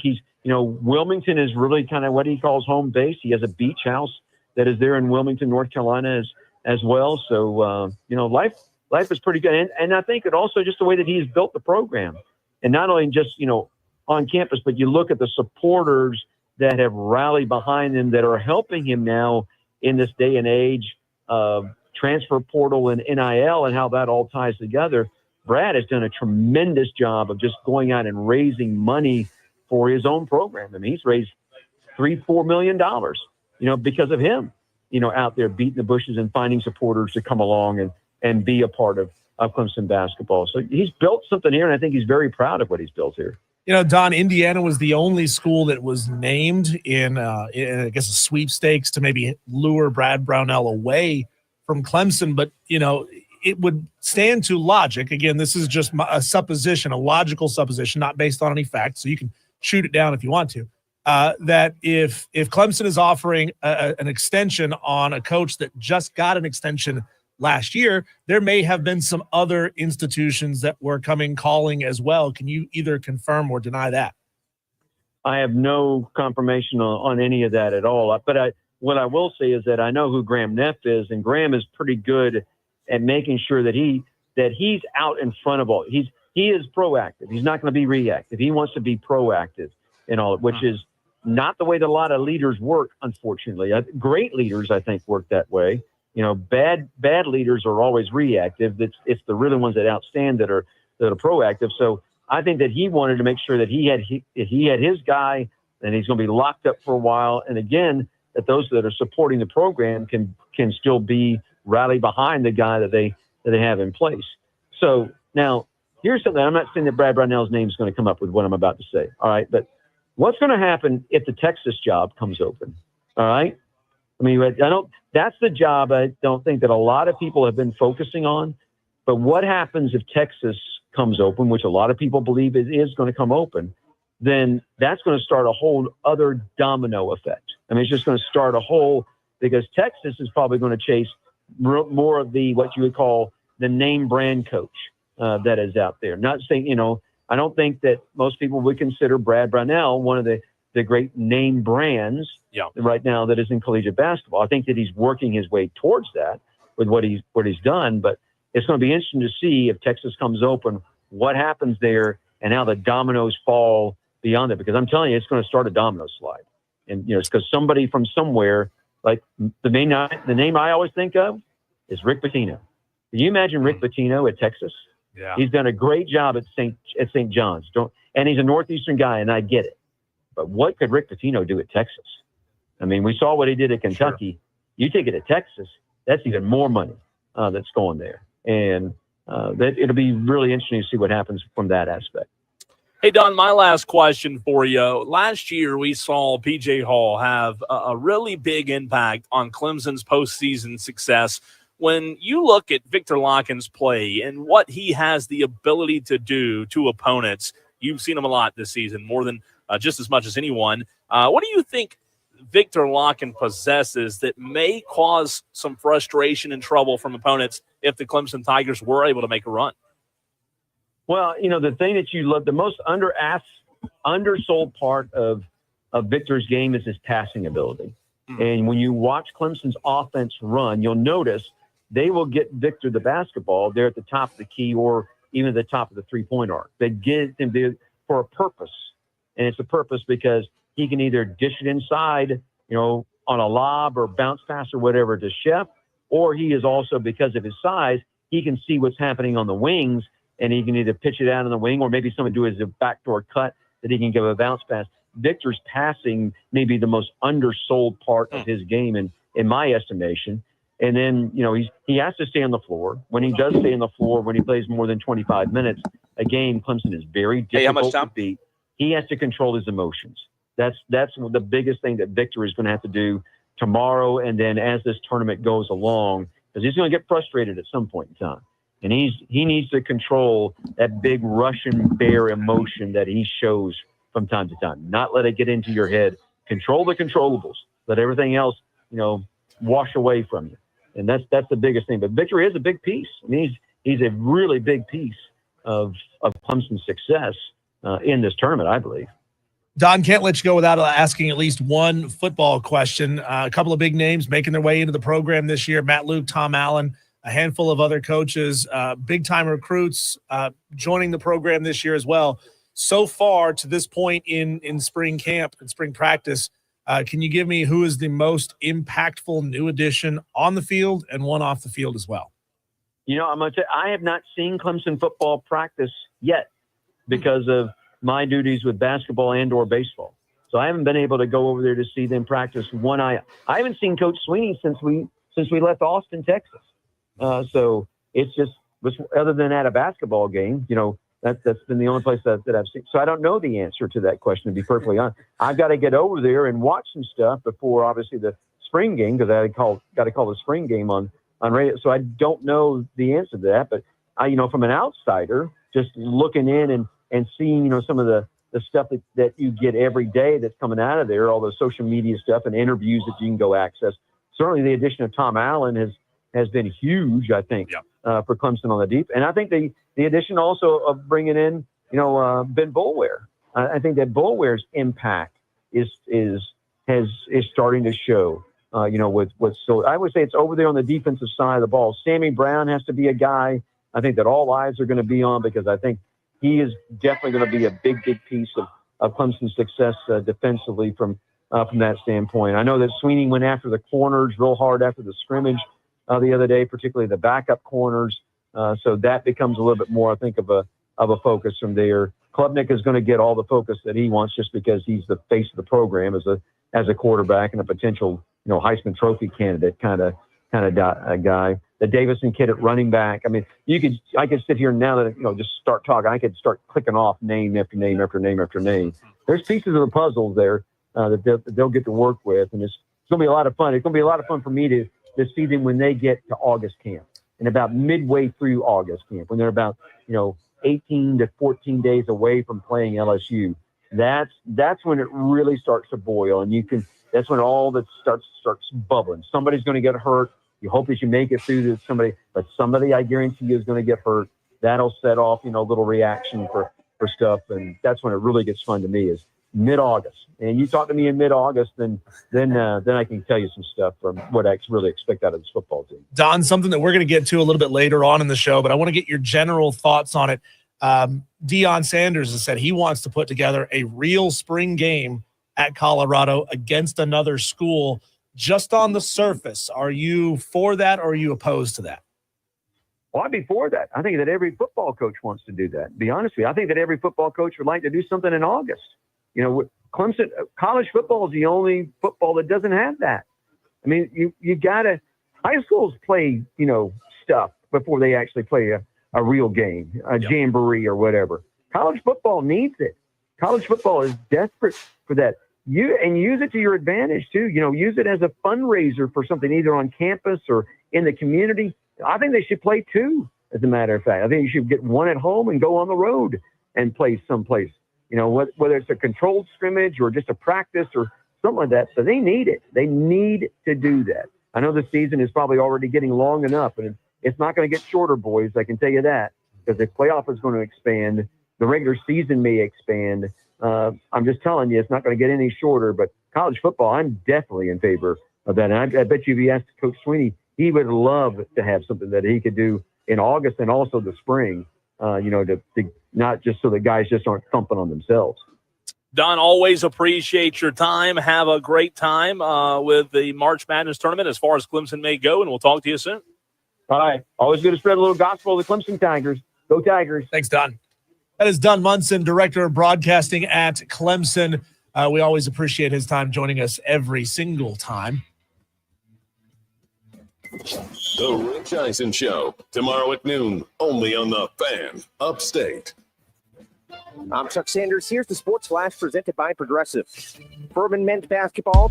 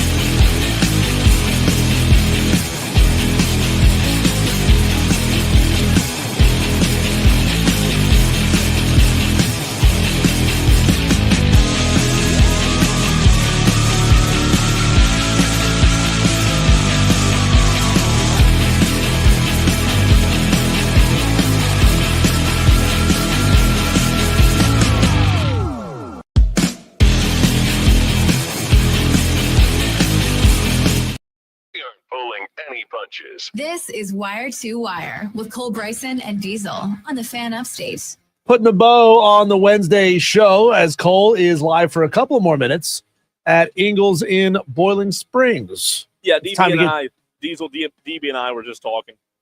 Yeah. By the way, shout out to DB who came by. This is the craziest thing. The Upstate has the crazy. This is not Boiling Springs, but the address says it is. You're Inman, Bowling Springs is that way, Spartanburg's that, but hey, you got to trust what the address says, right? Hey, that store can identify as whatever it wants to identify as, Cole. Let's get to our Daily Wires. This is the buzz happening around the sports world. Last night, Clemson beat the Citadel by a score of 6-4. They're now 20-2 on the season. They'll host the Citadel again tonight in Game 2 of the series. That game is actually already underway. Yeah, they played here them at tough. 6:45. Citadel with Russ Triplett, new coach, they're better than they were last year. They were not good last year. They played them tough last night, so we'll see. We'll see if we can get a live score on that one here before the end of the Daily Wires. South Carolina Gamecocks, they got back in the win column last night. They beat College of Charleston 4-3. They're now 17-5 on the season. Imagine, Cole, how much we've talked doom and gloom about these South Carolina Gamecocks when they are 17-5. Well, again, credit to 17-5. My whole thing that I always say is 17-5 is great. But who are the 5 losses against? Who are the 17 wins against? Look, still a lot of baseball to be played. But right now, they're beating the teams they should be beating, and they're playing tough against SEC competition. It's weird. They're beating the teams they're supposed to beat, but they're losing to the teams they're supposed to lose. They haven't gotten over that. We'll see. By the way, Clemson leads the Citadel 6-0, top of the second. Clemson's bats have come alive already, and just first inning. So. They spotted or plated 6 runs in the very first inning. So Clemson baseball, that one might be over. The North Greenville Trailblazers are 22-6 on the season after beating Trevecca Nazarene University last night, 14-13, barn burner of a game in Game 2 of that series.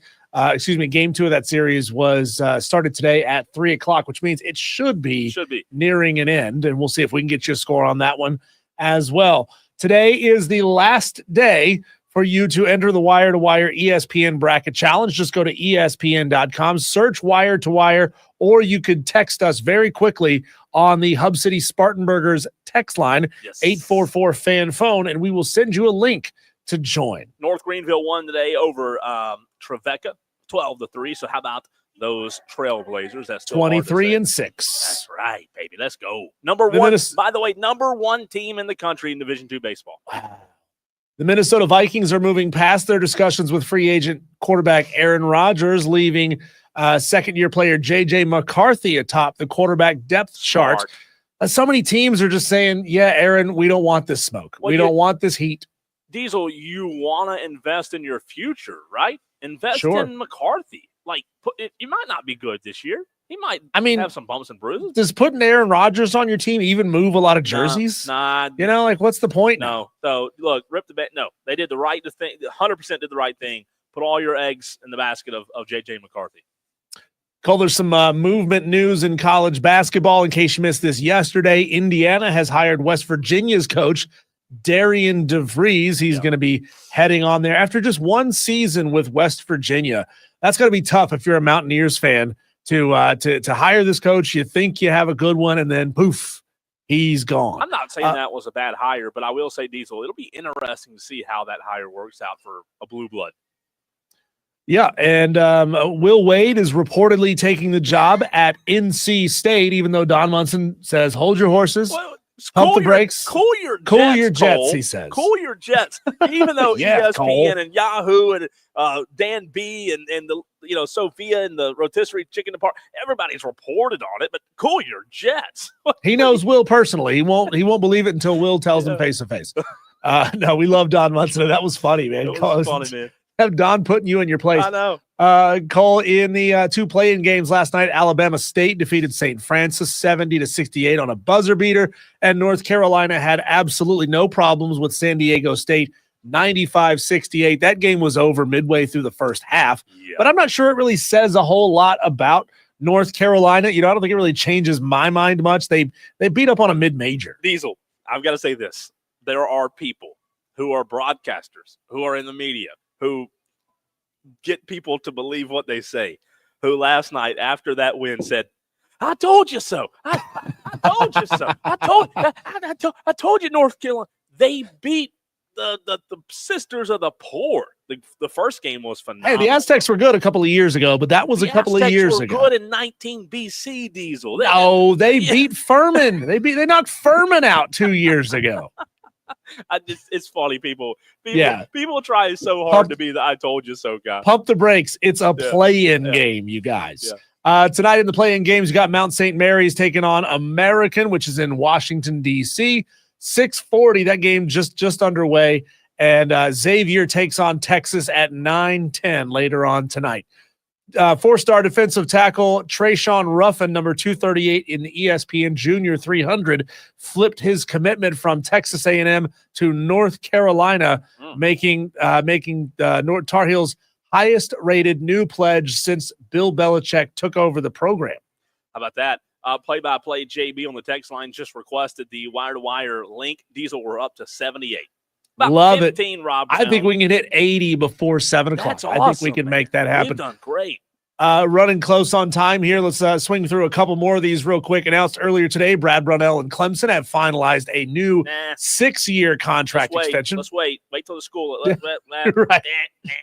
I mean, he was already on a new contract extension, had 4 years left on that. So this really extends that extension by 2 years. And finally, Cole, last one for you. NASCAR has issued 2 race suspensions to pit crew members of Kyle Busch and Chase Briscoe's cars for detached wheels during the Cup Series race in Las Vegas. The suspensions will cover the upcoming races at Miami and Martinsville for those specified crew members. How about that? Tolos, we appreciate you. Ingles Markets, they're the best. They're the best. They're the best. We love them. You need to visit them before they close tonight and tomorrow and Friday and Saturday. Tolos, we will see you tomorrow.